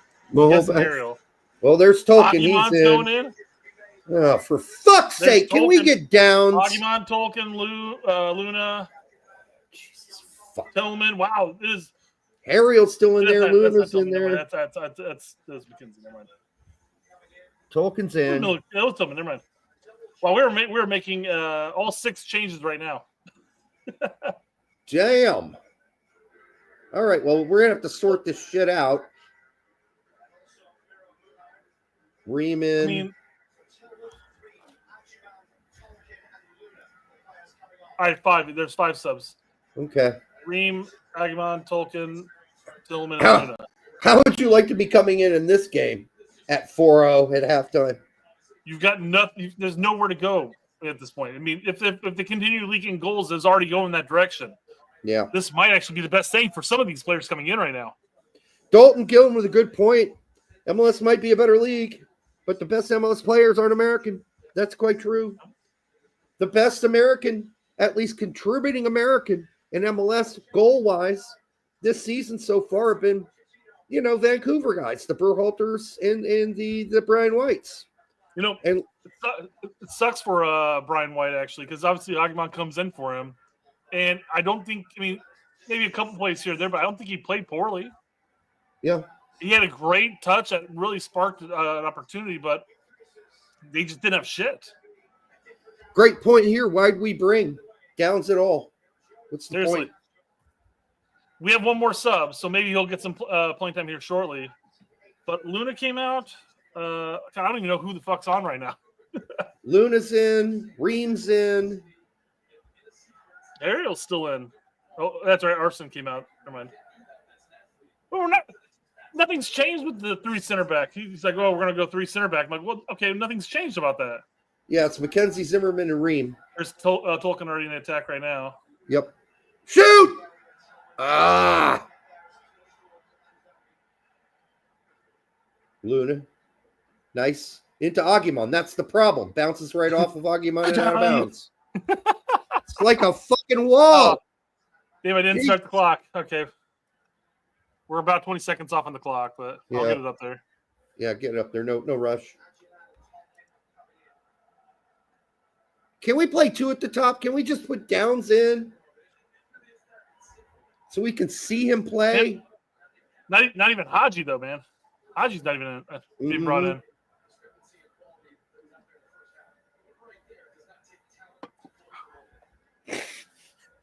I should probably turn down the volume a little. I don't know if you can hear that or not. No, I've got my audio playing in my ears, so if I can, it's blending in with it. Oh, yeah. I'm at 4640, 4641, 4642. Yeah. Okay, you're still way off still then. up, yeah. We're synced up, but this clock is way off. It's about 30 seconds off. Yeah. Well, we were only like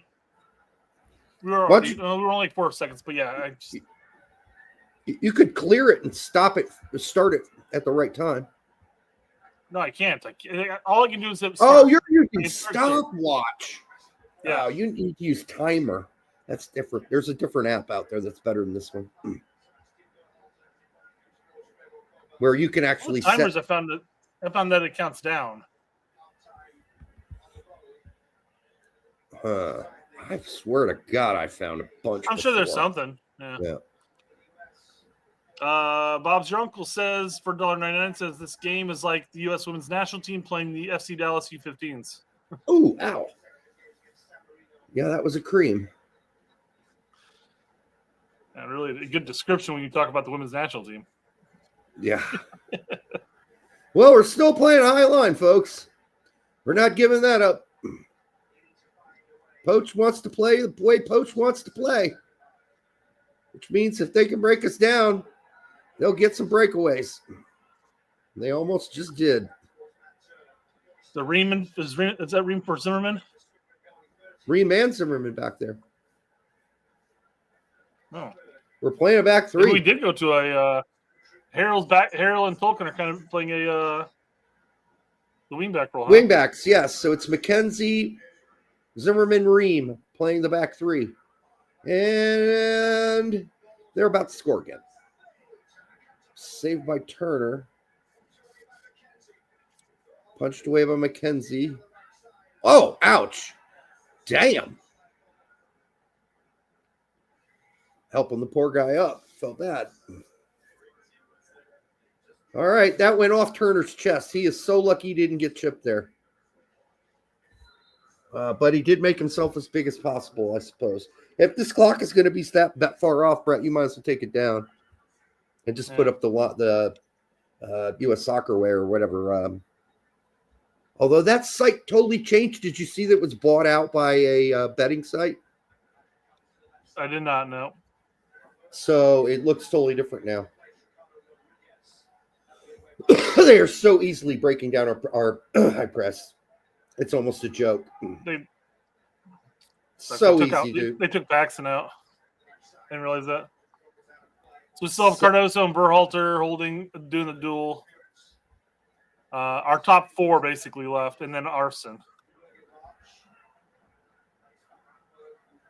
Yeah, at least we're getting to see Tolkien. Still waiting to see Downs. Like to see a Downs sighting. Be cool to see a 4-4-2 with 2 forwards here in this last 40 minutes of the game.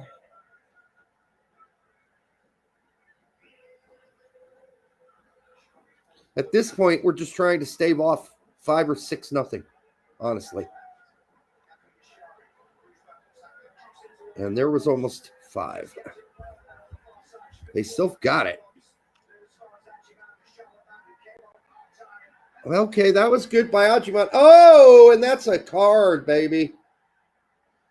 He just tackled his ass. That was a professional foul. Nobody took it personally.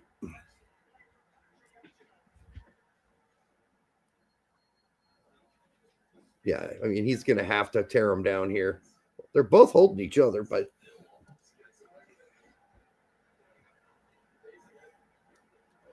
I guess what we're saying is Downs can't do what Ajiman does.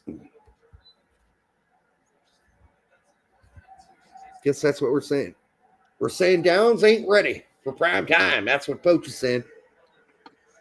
Downs not even ready for. At this point, we can't take anything Poach says seriously. No, we can't. Look at us. Oh, God. Well, that was bad passing. And now we got the high press coming. High press, baby. High line in the back, too. That's going to be a risk. I'm with Blue on this one. Why is that a foul? It's not. The ref's going, dude, it's a friendly, man. Calm down. Ah, he got the ball. Yeah. I guess he went in studs up. I don't know. I think it was a perfectly fine tackle. Now their goalkeeper was trotting back ever so slowly, man. He wasn't even worried. If their defense was as inept as ours, man, that would have been a goal. Yeah, he wasn't worried, was he? Not even the slightest. Poach not trying anything different except for the formation. This is still a fucking high-ass line. Tackle by Harriel. Penalty.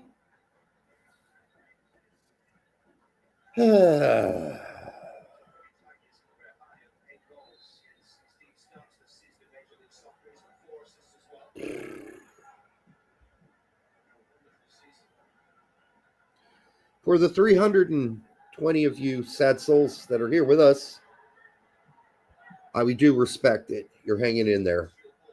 And there's something to be said for that. Every time they switch fields on us, we're fucked. Because we're playing so narrow.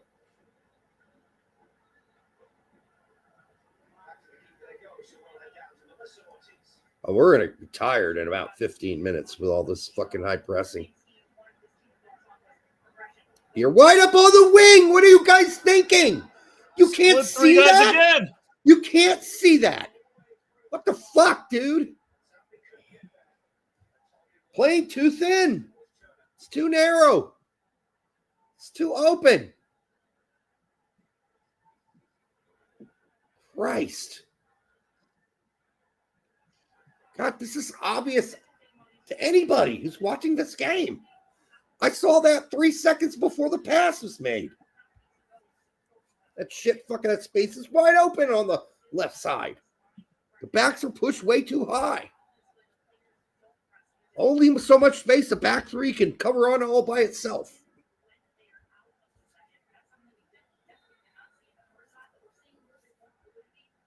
Yep, here we go. They're going to switch fields. And they got open space.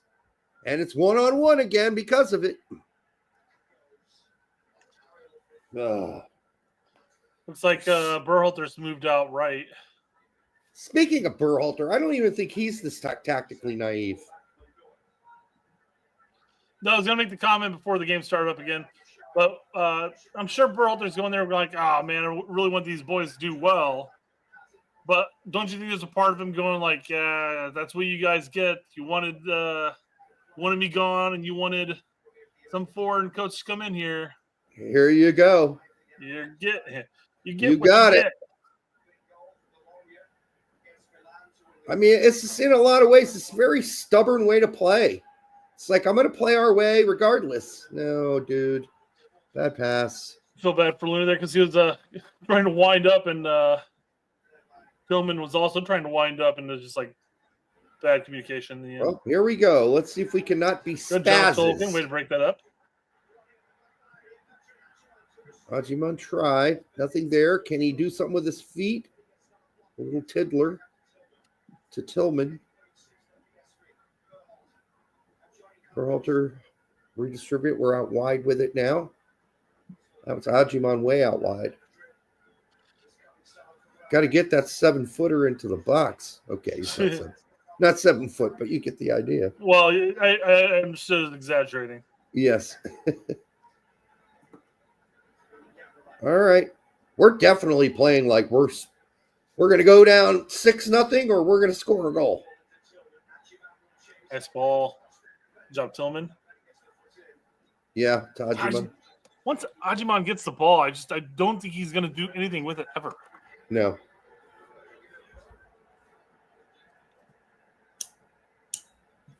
Well, we all know, though, he's so much better than Josh Sargent. He's just way more skilled. His feet are so good.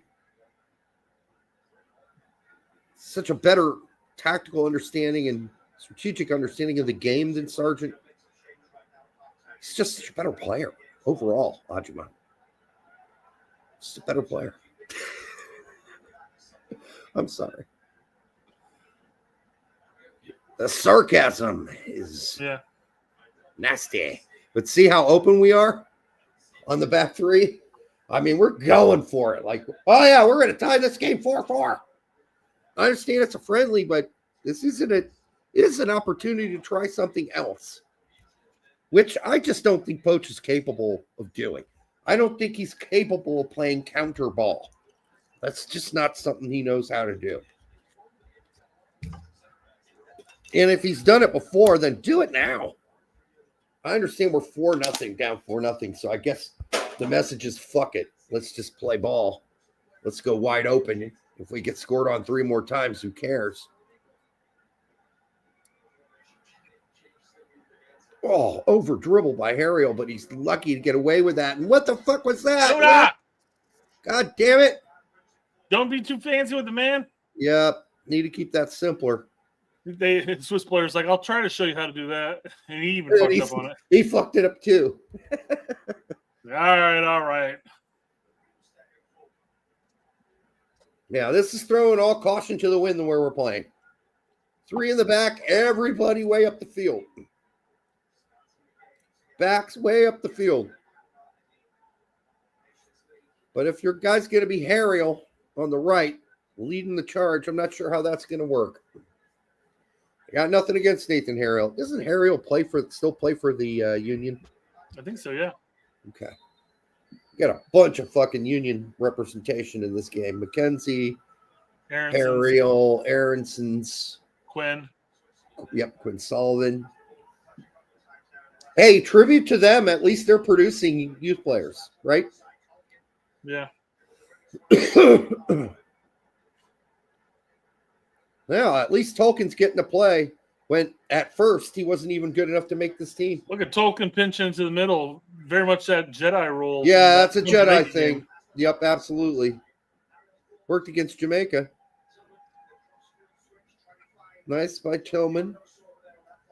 Cardoso playing out wide here. Yeah, him and Tolkien sort of switched places on that last run.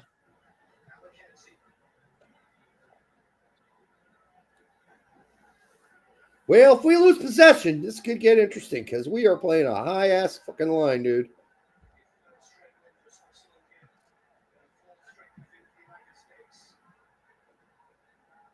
Let's see if they play themselves out of this. Switzerland. Yep, they are. They're going to try to.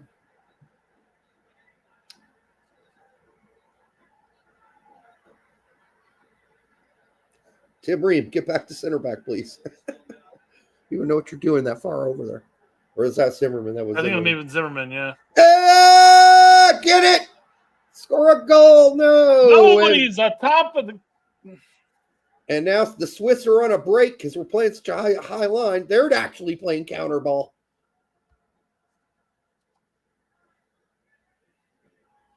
All right, they're in our end. Here we go. Let's settle in, I suppose. I'm sure they're going to be in no great hurry up for nothing. They'll probably just kick it around a lot. They switch fields. Back. So now we're back playing one-on-one defense.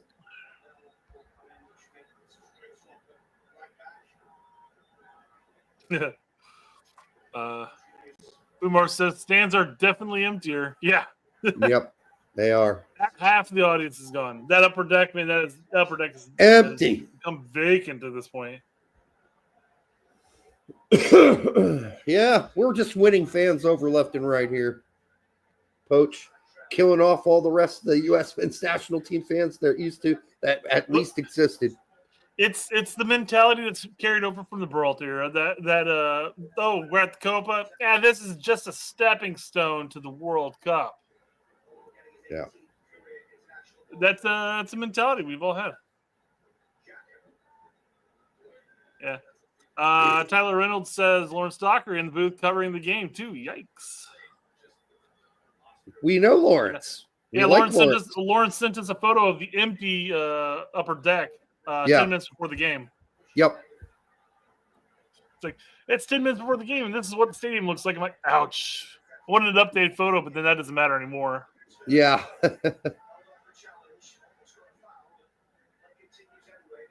Lawrence is a good guy. Done a lot for the sport in his neck of the woods, the Memphis. Yep. Not only that, but just reffing as well. Yeah, like at it's the a ground thankless level. job that I love to yell at too. Oh my God, the stories he tells us about parents, attacking him. It's crazy, dude.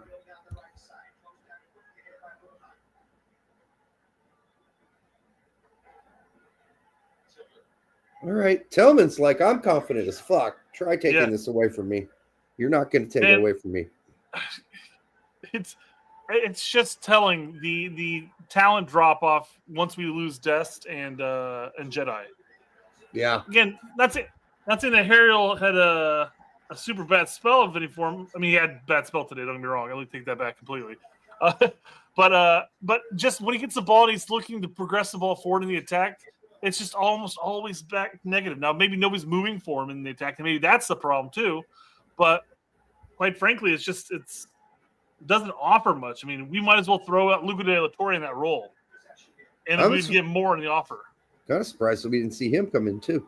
Tolkien, by the way, was wide open on the top of the box as Agumon brought that ball up. Wonder, and Agumon didn't even look at him. Didn't even look at him. Harriel with a cross. Out of that cross, and it's a pretty good cross. But four strikes. Great job by Tolkien. Great job by Tolkien to see that coming and get up there and cut it off and gain possession. Him and Luna had some nice connection there too. Yep.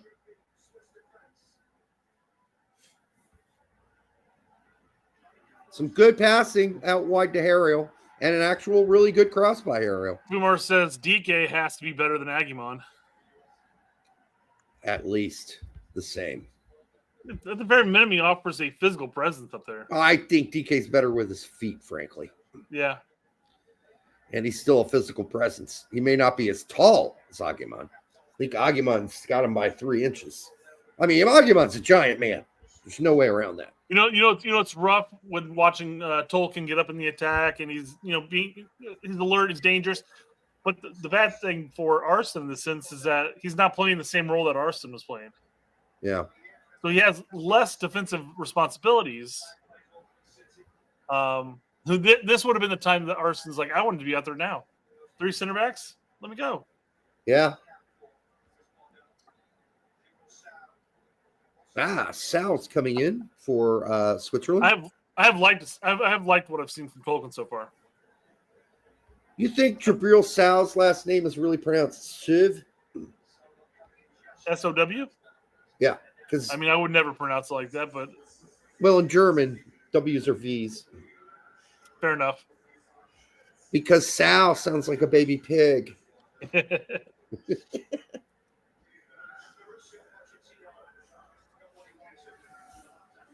Oh, stretch the legs. Maybe it's just German for baby pig, and they just say it like that, anyways. And sort of like how the Australians, when they say no, they add an R to it.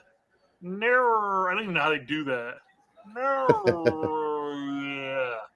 Yeah. doesn't Well, make sense. I can stand the New Zealand accent, but the thick Bush Australian accent, oof, hard to listen to. It depends when that voice is, what body that voice is attached to. What else can you get over some of that? You mean if it's a hot chick? Oh yeah, absolutely.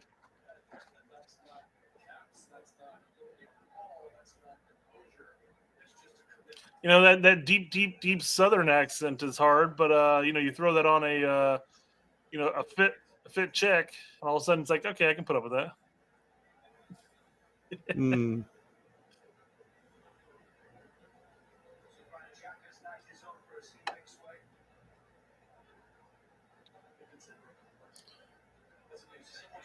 I mean,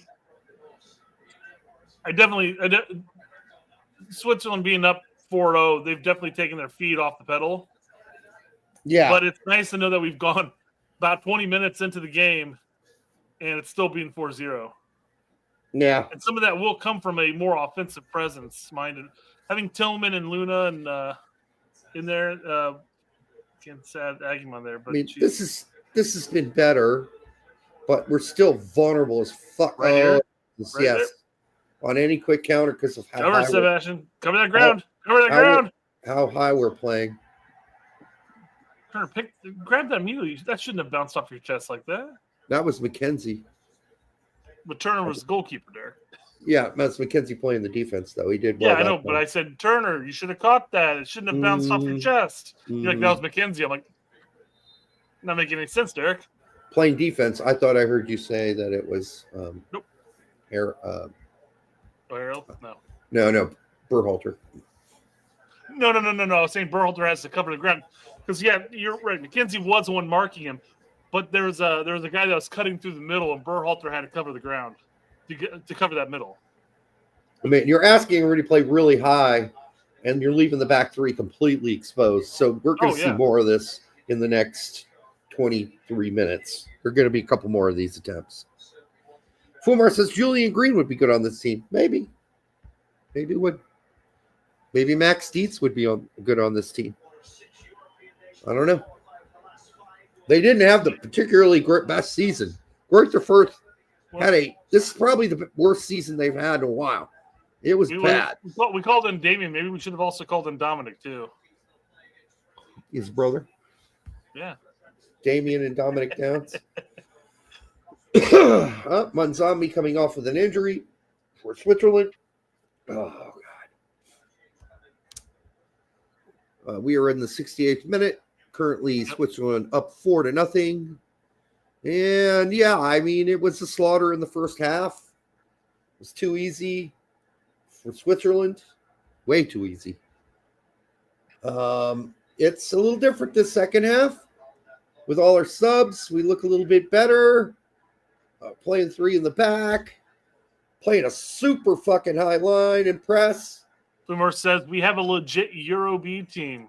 We can call in a Euro squad and give the A squad a break. Yep, absolutely could have. Maybe that's what we do on Thursday's show because we got a little bit of a gap here before the Gold Cup starts, right? Or is it starting that quickly? Starting that quickly, 5 days. No, we got to pre-talk that, but we could literally go down the list and come up with a B squad of all Euro guys. Mind you, I think there are definitely some MLS guys on here that would be included on the B squad. I'd like to see, like I said, I'd like to see Luna included here. Prior to this game, Arston would have been up there for me as well. But I mean, Tolkien, I would have starting over Arston at this point. But I think you made a good point earlier. If you're playing three in the back, Arston's fine. Yeah. What if you're playing a straight up 4 in the back? No, Arson's not. He's not a legit left back. He's a left wing back. And that's about where it ends for him. He's not quick enough to play the left back position on his own. Or at least at this point, he's not tactically gifted enough. He's still too tactically naive. He's no Jedi. He's no Scally either, by the way. Scally ain't getting burned like that. Twice.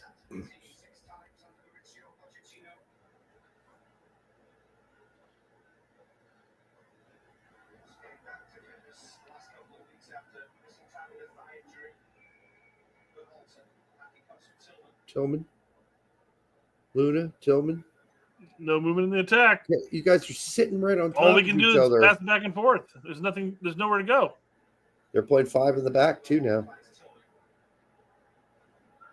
Well, yeah, they're playing 5 in the back.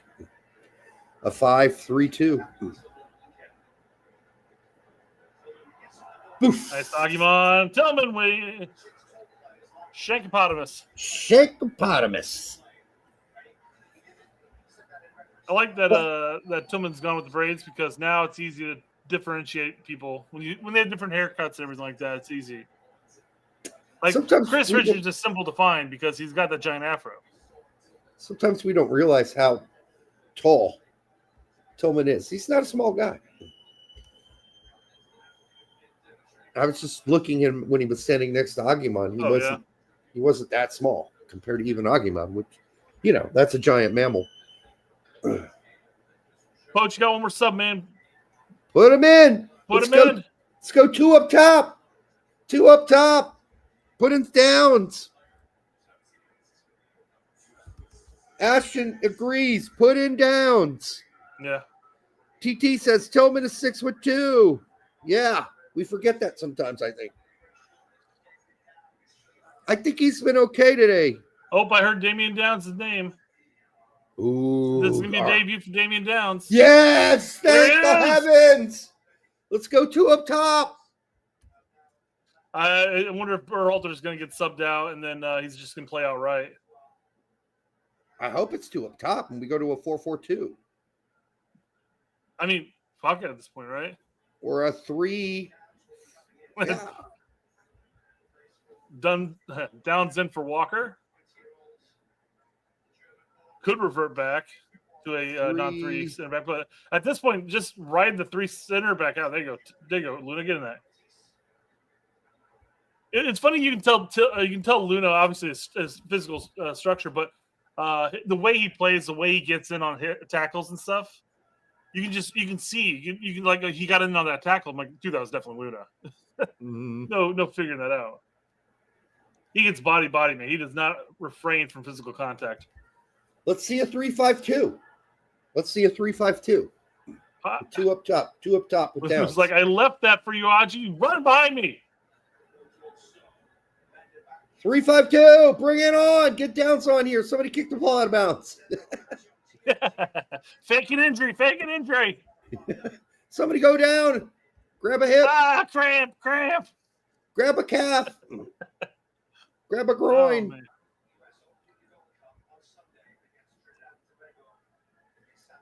Come on, Downs. Somebody needs to kick the ball out of bounds. Oh, boy. Calvin Jones goes, wait, what the fuck? 4-0? Yeah. Yeah, that was a brutal first half, man. Yep. Hey, McKenzie got back and covered on that. Got to give him props in that back 3. He's having a better second half. But again, the Swiss are kind of pulling back. Well, let's be honest. Most of our guys are used to playing in a back 3, not a back 4. McKenzie plays in a back 3 for Toulouse. Richards plays in a back 3 for Crystal Palace. Ream played. Maybe we should think about that. Well, obviously, it's what we're doing now. And when Downs comes in, I really think we're probably going to a 3-5-2. Hey, whoa, McKenzie. Don't worry, I got it back. Nope, I lost it again. Fucking lost it. And now he's going to get burned. Counter. Oh, the Swiss fucked that one up, but who knows? They may get it. Launched into the crowd. Yeah, dude. McKenzie not only got dispossessed, but his man outpaced his ass, and Swiss should have played him in. Berhalter's out. Yep, you're right. You called it. I think we go to a 3-5-2 here. You can almost see it happening because of where Berhalter got pushed to.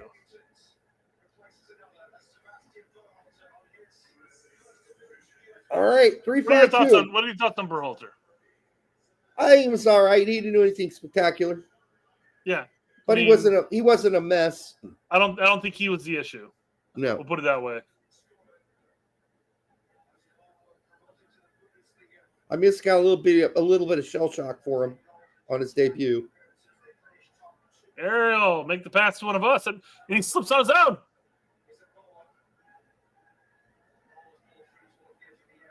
Oh my God, what a mess! All right, good pass by Tillman. Nice Tillman. Luna's breaking. Oh, keep possession. Good. Downs, get in the box. Wouldn't it be great? Oh. Just a little off, Tolkien. A little off, buddy. But this second half's been way better. Yes, has the Swiss taken the foot off the pedal a little bit? Yeah. But boy, this would have been a better starting lineup that we've got on now. I understand you're giving guys rest, and this was all planned. These subs were all planned pre-game.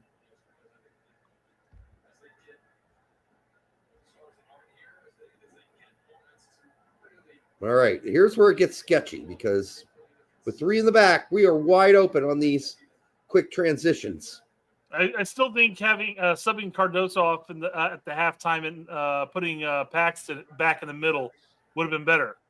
Having his energy in the throughout the middle would have just been phenomenal to have. Yep. Downs playing more centrally located. Maybe we did go to a 3-5-2. That would have been my guess. That looks like Tillman's pushed back a little bit. It looks like a W352. Yeah, dude. Downs is definitely in the middle. He's right up there with Agumon. Yeah. Wow, we have 2 strikers. It's crazy, isn't it?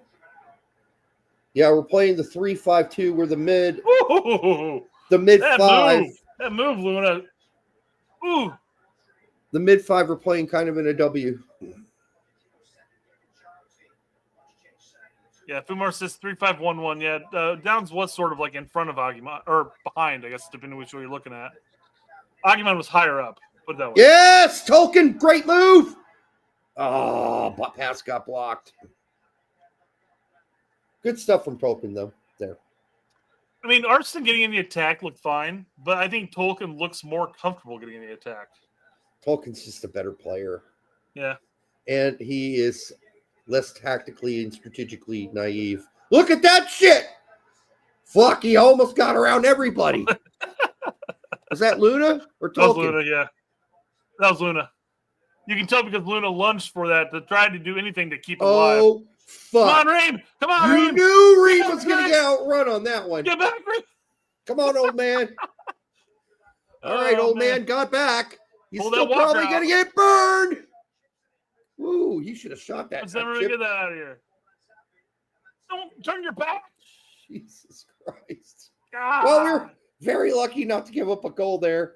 I think instead of a pass, it should have been a shot, but hey. Brian DeMarco goes, good enough from Reem.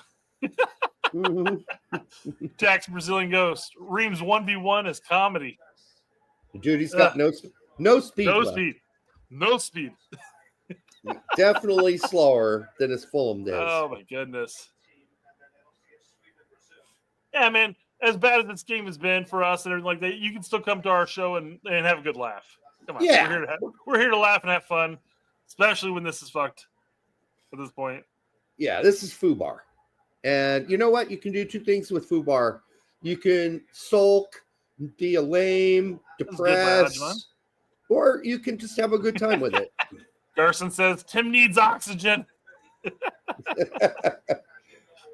I don't know about that. I think his oxygen's fine. I just think the legs just don't have the, the bouncy sinew left anymore. Alvin Jones says, if you don't laugh, you cry. So laugh. Exactly. Anthony's hangry. He's hungry and angry. Oh man, The right idea is there. it was the right idea Better to switch execution would be fields. nice. Yeah, better. Right idea though. I think a Switching fields, though. 3-5-1-1 is probably the best description of what we're seeing here. Yeah, I'm sure once it's down in the final third, it's gonna look like a 3-5-2. Yeah. Both those boys are gonna be in the box. Oh yeah. So I mean, we're talking about semantics here. Look where he's at now. Damien is absolutely sitting further back than Ajman. So yeah, he's checking back further than I know. He's right like, now. give me the Give me fucking the ball. I want the ball.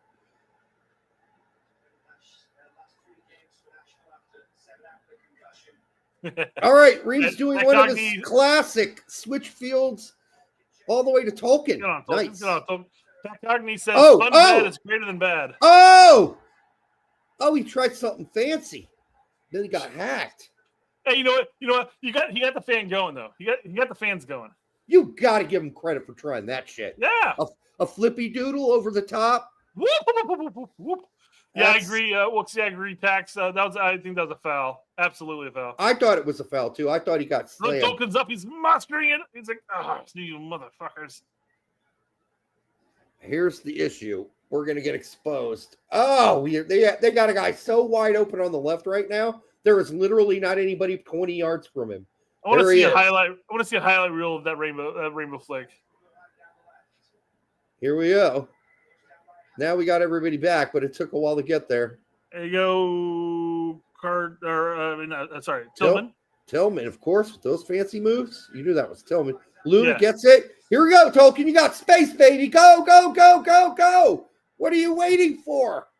He's still recovering from that foul, I guess. I don't like that. You got 20 yards of space in front of you. Take it. Luna questioned if he's going to play the ball to Harriel, but then he's like, you know what? It's the best play. Just do it. Fuck it. Yeah. Harriel ain't going to do much with that. The Angry American says, thanks, y'all, for making this crappy game better. That's what we do. What we do. Might as well have a good laugh. Yeah. All right. Reem. Or no, that's Zimmerman. McKenzie, good pass to Tillman. Yep. Harriel just that guy was going to be covered. Why'd you pass it to him? That was not a good idea, Harriel. Harriel's decision making has been great at all this window so far. No, that was a bad pass. That was totally covered. Get on, Agman. Get him. Get him.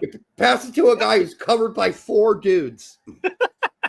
So you deal with this. I don't want it anymore. I don't want the ball. All right, we got 8 minutes of this glory left. Plus 2 minutes Come on, man, extra pull one time. away. I doubt there's going to be any extra time right now. Right, there hasn't really been much of anything this half. No goals, no serious fouls or anything. Tillman covered by 2 dudes. Still manages a great pass to Downs. Downs, come on. Yep, Downs. Ideas there, but good cutoff by Reem there. Good cutoff. He read when that. He doesn't have to make a one-on-one sprint, and he's just cutting it off. He's fine. I'd say one of the weaker spots going forward we got, unfortunately, right now on the right is Harriel. Oh, 100%. He's 100%. He's a nothing burger over there. It's having Jedi and Des Luna. back in the A squad will just be phenomenal. Yep. Agumon, you give it to Luna.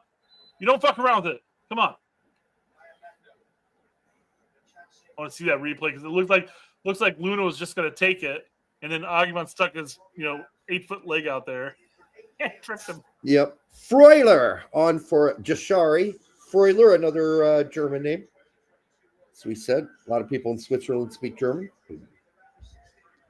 and are German, heritage-wise, historically. Brian DeMarco, this game is such shit. This second half has been better. I mean, primarily just from a goal-scoring standpoint. Again, though, it still would have been nice to have Paxton still in there. Yeah. But whatever. It is what it is. I don't think the Aronson brothers were really the problem in the first half. Either of them. That's fair. I mean, our biggest weakness in the first half were our backs. Yeah. Ariel and Arfson were legitimately exposed as true backs. true left backs and right backs. As you said, Arson was like a deer in headlights. He's a wing back, not a back. So, yeah, he got exposed tonight. Untouchables goes, once we took the Aaronsons off, it's 0-0. But then again, we also took Arston off. Yep. And added another center back. So, I don't know what you want to take out of this. I think our offense got better, quite frankly. The whole team got better. I also think Switzerland, as you said, took the pedal off. Their high press is definitely not there, put it that way. Well, they're doing it now, though. Isn't that crazy? Bad timing on my part, I guess. Now they're high pressing. Luna. Here end of the game. Give it back to Luna. Just give him the ball, guys. Come on. Get it. Ah! Press! Well, we got one of our wishes. We got two of our wishes. We wanted to see Tolkien. Two strikers. We wanted to see Downs. We wanted to see two strikers. All things fulfilled tonight. The prophecy has been fulfilled. Except that starting lineup and the setup. What do we think about goalkeeper right now? Do we scrap it all and go with Brady if he's the only other option besides Turner? Yeah. No, yep. I'm starting Freeze in the Gold Cup. Me too. I like Brady. I'm going to be a Brady fan forever. Obviously, Chicago connection, but I'm thinking Freeze. And I think Pochettino's taking Freeze. I think he's looking at both games and what the keepers brought. Those two goals against Freeze were not his fault. Not his fault. Nope. And Freeze absolutely made some really good saves. Not like he was tested, but he came up big when needed. So and he was better with his feet. Yes, he was okay with his feet, like acceptable. I'll say though, Turner hasn't really scared me today with his feet. There have been moments where we fucked around with it too much back there that I was kind of scared. Right. Let's see if we can hold up the ball here, Aguiman. Oh, that's a foul. Fucking come on. All right, good. Okay. Better be. Hey, I'll give Aguiman that one. He held it up and he took the foul. Yep. Took the foul like a man. What is Aguiman? 6'6"?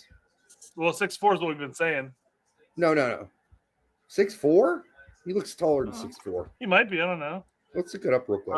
Patrick Aguiman. I'm thinking 6'6". At least 6'5". Come on. 6'4". That's it, huh? He looks bigger than that. He looks bigger. 6'2" Tillman taking the kick here.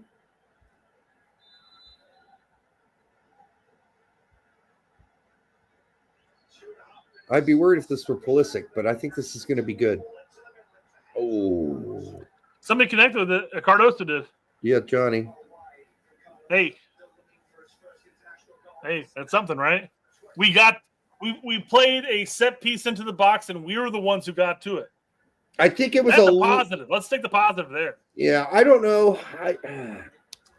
Can't we do a better job directing that at least into the goal mouth area and hope for like a deflection or something? That was so wide. Carson says this is the first game I can recall Tillman playing well. I thought he played well last game. Yeah, I thought he was acceptable last game as well against. It was definitely a positive in the right direction. It was his best game, and then this is looking much better because he's so confident right now that he's got the ball right there. Yeah, no, he brought it down on the chest and he spun around. I mean, he's like, you can't take it away from me. He's so calm. This is what we've been expecting of him, quite frankly. Right. He's so calm in crowded situations. Oh, god damn. Although this bodes well for when the A team does come back and we have an on-fire Tillman to add to the ranks. That's something. Or at least and then Moose is going to go to Napoli and start and win the Scudetto. All right. Wishful thinking. All right. So that still boggles my mind. How you can go from losing your spot and playing bit minutes at an 8th place Milan team and go to champion to go to the Scudetto winners. I don't know. It's crazy. I tell you why. And I mentioned it earlier. Take it. Every manager thinks they can take a player with a high ceiling that player's never achieved and No, I said, think it was Agumon. I can make that happen with Musa. I can make that happen. It was with Agumon. Musa. Hey, Agumon's target abilities have improved this match. He's taking the hits. He's holding. He's taking the hits. Now we just need something with his feet, right? He's He needs not to do something with his distributing. feet. Yeah, it's not distributing. All right, we got a whole minute left in this game. Well, I think the whistle's going to be. No, we got 3 minutes extra time. Really, for what? I don't even know what we're having all this extra time for. It's like nobody went down injured. Maybe they are in the hopes that U.S. can get a goal. I don't know. Yeah, well, somebody predicted 4-1 in the chat. They need to lob that ball up for Tolkien. I mean, come on, dude. 5'4" John Tolkien trying to go for a header there, but hey, you win for it at least.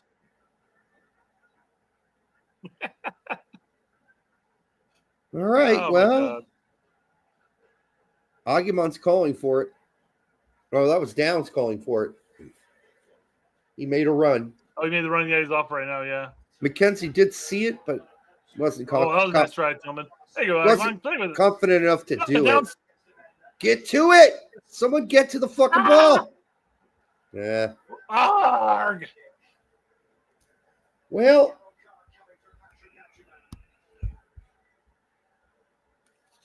at least he got stuck in, I guess. Larry's asking, Agumon can't hold up? What the fuck? No, typically he cannot. I said this game he's done better at it. But no, his ability his ability of a target striker is missing. Yeah. He's doing well today. I think he's doing well in that sense today. He still can't hold up and distribute though. Distribute, yeah, that once he has the ball. That's the question.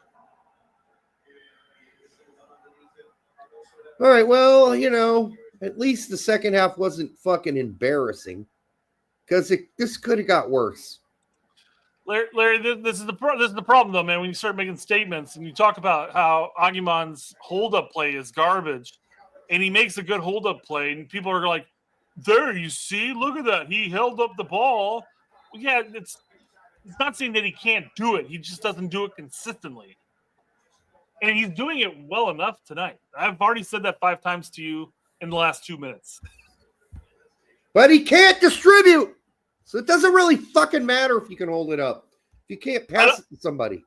I don't know if he's getting better or if this is just a better game. In that sense. Again, in that sense.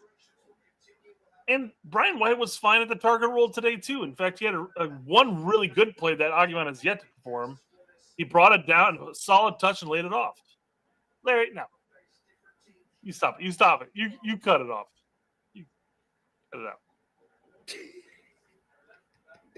Tell me you cut me off. Larry, why are you always changing your name? He keeps getting kicked off. He says stuff, and he gets removed. Although, I don't know what you're saying on YouTube that you're getting removed, dude. Me either.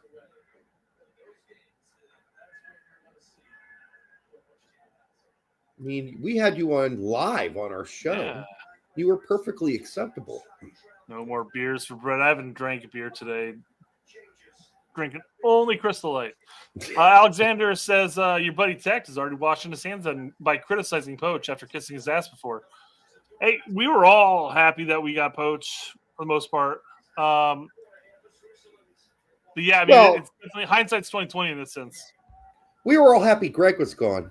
Yeah, that's the big one for us. I think that Poach was an acceptable, at least on paper, answer and response. But it's sure not looking. The first half was horrible. The second half adjustments have been better. The only problem is they were already pre-planned. So it's not like he adjusted on purpose. He adjusted because they were already planned to be adjusted. So really, those were planned adjustments. I mean, I want to give him props and say he adjusted. I mean, they're all attacking options. So I mean, he said it at halftime. No, we already have plans. Game, set, and match. Well, let's see if Beasley goes nuts here. Starfish has a question for you, Derek. How do I turn on my stepsister after this performance, or is it a lost cause? Yeah, I would say have a few drinks and then watch like a movie together that's kind of inspiring.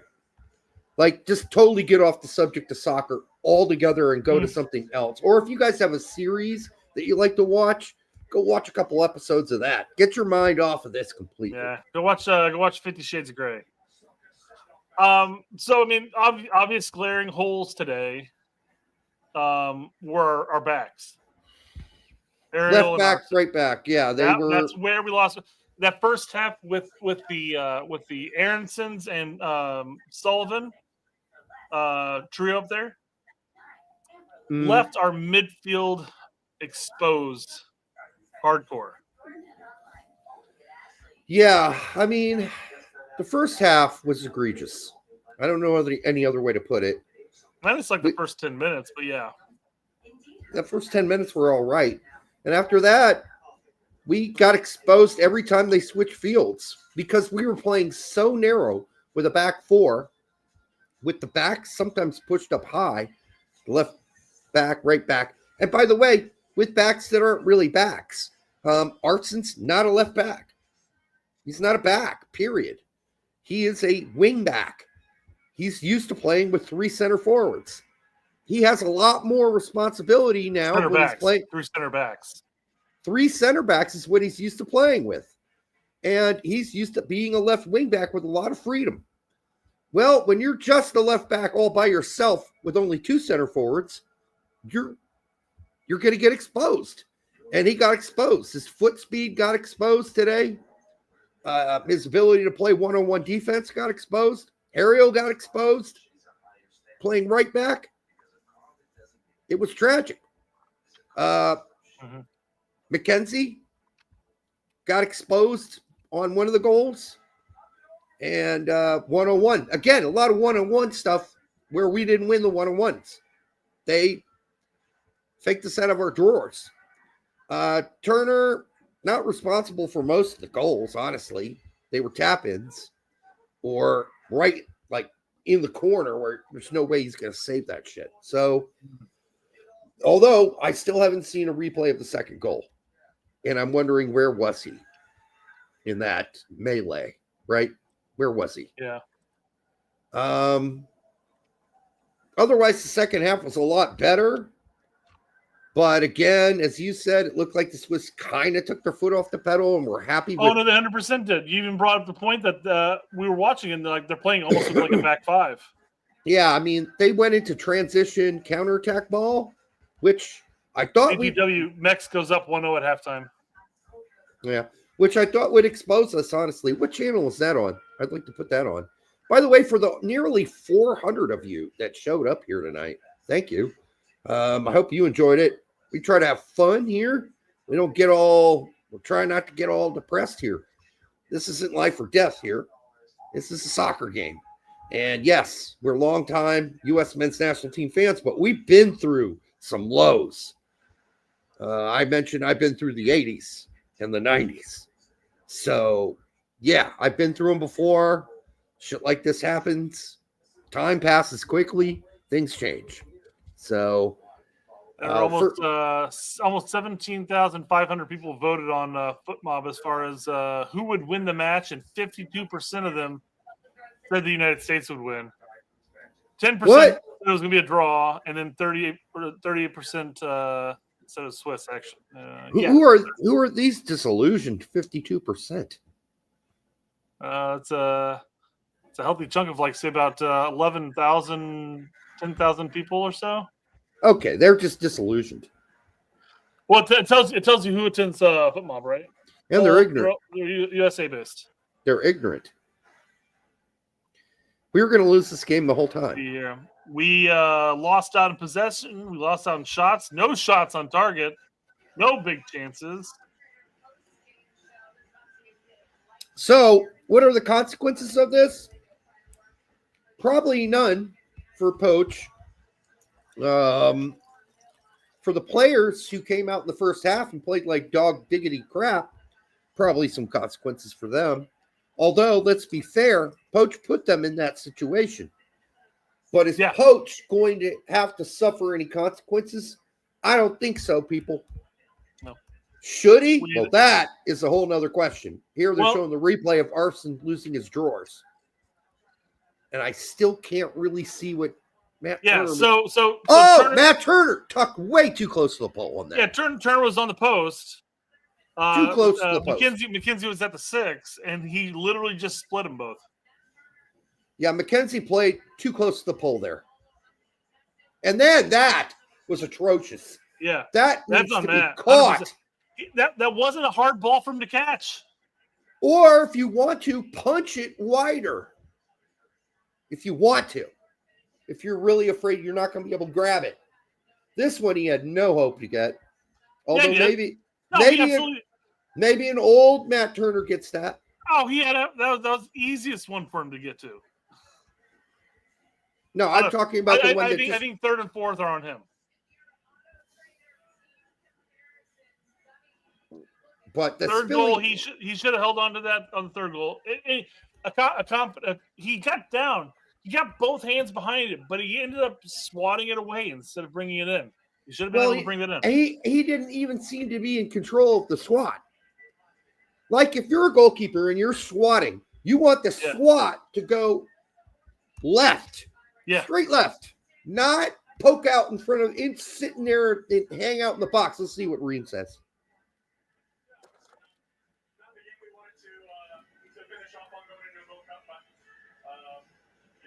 It's one of those things where you have to take your licks and understand where things went wrong and try to put them right in the next 5 days before the first game to go come. Where do you think did go wrong and what needs to be done right? Yeah, I think there's some individual errors that we make and we get punished for them at this level and you see it all around the world and that's a learning process for for a lot of guys who are earning, very, very few caps, very first caps, and again, it's a learning experience. We have to be calm. We have to, keep our head on right. Analyze what, the first half especially, and even things in the second half that we can do better. And if we do that, we'll be all right. Thank you, Tim. Thank you. I think Tim might have just earned himself a starting role. Let's see what. Oh, they got Zimmerman here. He looks so weird with his haircut off. I know. I wouldn't say weird, just different, I guess.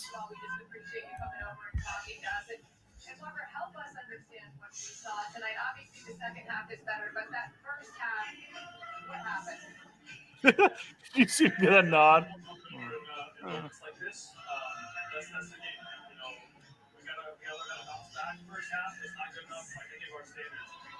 That's the disappointing thing is we talked a lot about how we see how to keep pushing to try to reach short of all those aspects of the first half. Made some adjustments at halftime, made some changes, and obviously had a lot more possession of the ball, did a lot more of their attack. But let's be frank. Even if we came out and had individual performances where they didn't blunder like that, and we weren't 4-0 down at halftime, that scoreline was going to come regardless. Switzerland wouldn't have backed off. They would have kept pressing in the second half, and then it would have eventually probably gotten there. I don't know. The 3 in the back seems more sensible in the second half. And yes, even though they took their foot off the pedal. Well, I'm just saying that point, though, even with the 3 center backs, we may shore up the defense better. But, I mean, Tolkien and Harrell wouldn't be getting much more up in the attack because we'd constantly be pressed back. Well, Tolkien was a step up from Arson. Oh, 100%, yeah. Tillman to the midfield. Huge step up. Yeah, absolutely, yeah. He says for $5, the Swiss put as much effort into this game as World War II. Leon sweating bullets after the Turner performance. Yeah. 8 million's crazy, man. 8 million's crazy. They got an American owner, so he doesn't care. He's a billionaire. But the fans are sweating.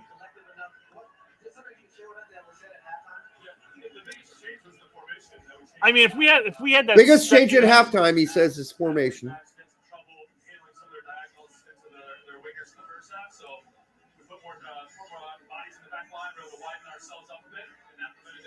Yeah, they try to widen themselves up.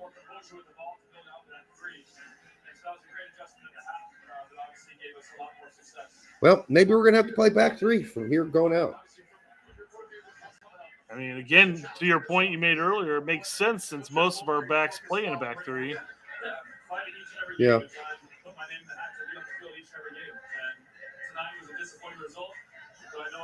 And you know what? And it makes sense. Walker's out here talking about how maybe we should be playing with the back three because that benefits him. Yeah. It made a lot more sense. We played a lot better once we had three center backs out there, Poach. Heyo. And that benefits our players when they return too, because once we have Dest back in the lineup and we have Jedi in the lineup, playing with the three back is going to make sense. It's going to set them free. Yeah. And that's what we want on our wing backs. I mean, we saw better with Tolkien there, but yeah, it's no Jedi. It's no Dest. I mean, there's a big group of guys just aren't ready for primetime yet. They're just not. And that goes without saying. What's happening with the lights on the field, man? I don't know. Why are they doing that? There's literally nobody in the stands at this point. So the fact that half the team wasn't ready for primetime is not surprising. There was their first caps. But again, Poach takes responsibility for that first half too. He came out and he exposed Arston and he exposed Harriel. He did. Yeah. He didn't give them any cover. That's the most space they've ever had to cover in their careers, probably. Well, not so much for Harriel, but definitely for Arston. And he just got fucking burned, man. So I think that might have been the first time Harriel's played straight up left back for a long time, if ever. Well, right back was Harriel. That's what you said, Harriel, though. Arston on the left back got totally fucking exposed. Yes. And that's because he was left completely like Arston's never had to play that position, a straight up left back position. He's left wing back. So without another extra center back to help out on that side, he's burned. He got burned. Just got burned. He's fine going forward in a 3-back setup. So that just made Arston look really bad tonight. But he's not the only one. McKenzie got burned on a 1-on-1. Matt Turner played too close to the post on the cross. And then the one where I put that mostly on McKenzie because it's a good shot up in the upper hand, left-hand corner. Could Turner have gotten a hand to it? Maybe. I don't know. But, yeah, all in all, a tough night, guys. It was a tough night. This is just, reactions straight off the African game. Anyhow, I think that's going to do it for us tonight, Brett. We will be back on. Chime in here on something, that little fun thing to bring up because it's not worth holding over to Thursday. Chris Gary goes, it wasn't blackmail, and he tagged us. As Lauren says, most important U.S. men's national team cycle of all time, and all we have to show for it is a blackmail scandal, getting grouped on home soil in Copa, losing Panama 64 times, and our captain's dad using ChatGPT to beef with legends. Thank you, Chris, for upholding the standards. Lauren must have only read the first version of Carlisle's article, in which he removed in later versions the word blackmail. Why did Carlisle remove the version? Rival. That's why. Because he didn't want to get sued. Yeah. And whoever fed him that bullshit didn't want to get sued. It was not blackmail. Sorry. Tied with the worst half in U.S. men's national team recorded history. No, it's bad. But if you were around for the 80s, there were some real stinkers in that decade. Fair enough. So, but thanks for $2, man. We appreciate it. I've seen worse, and I hate saying that, but I have. So, oh my God, that was shit. Reach up to 1,000 more viewers. God damn. Yeah.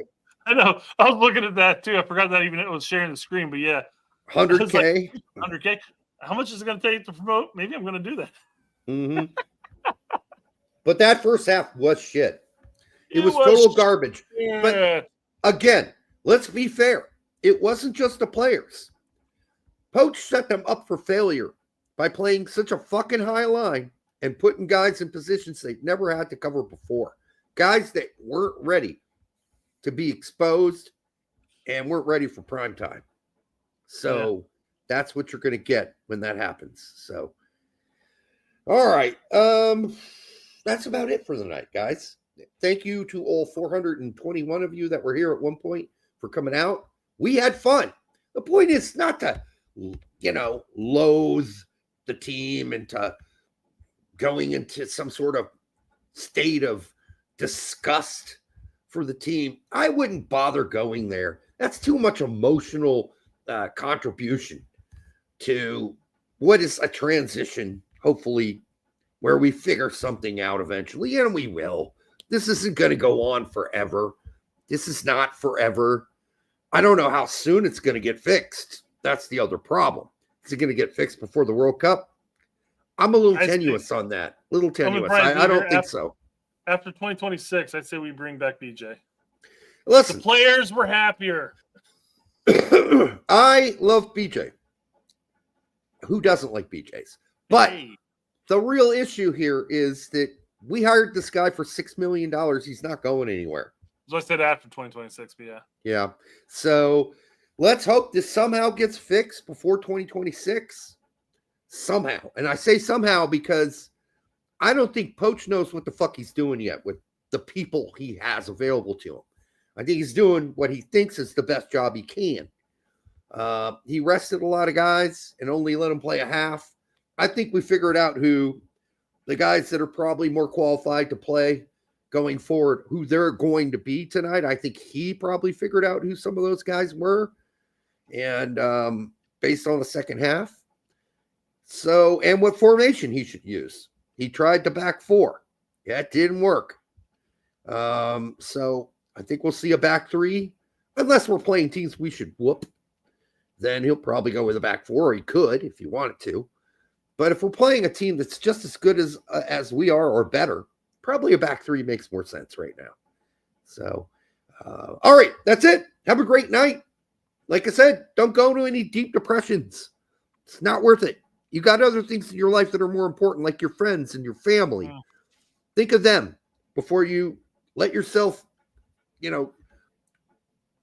go, I don't know, find a cave and hide in it. There's no point in being that massively of a Debbie Downer on this. Don't let Debbie Downer take over. And it's nothing that booze can't fix. Nothing that a few drinks and a good night out with your stepsister cannot fix. All right? But don't drink and drive. No, don't drink and drive. Absolutely not. Yeah. All right. Until the next time on the Straight Red Card, we'll see you on Thursday. Cheers.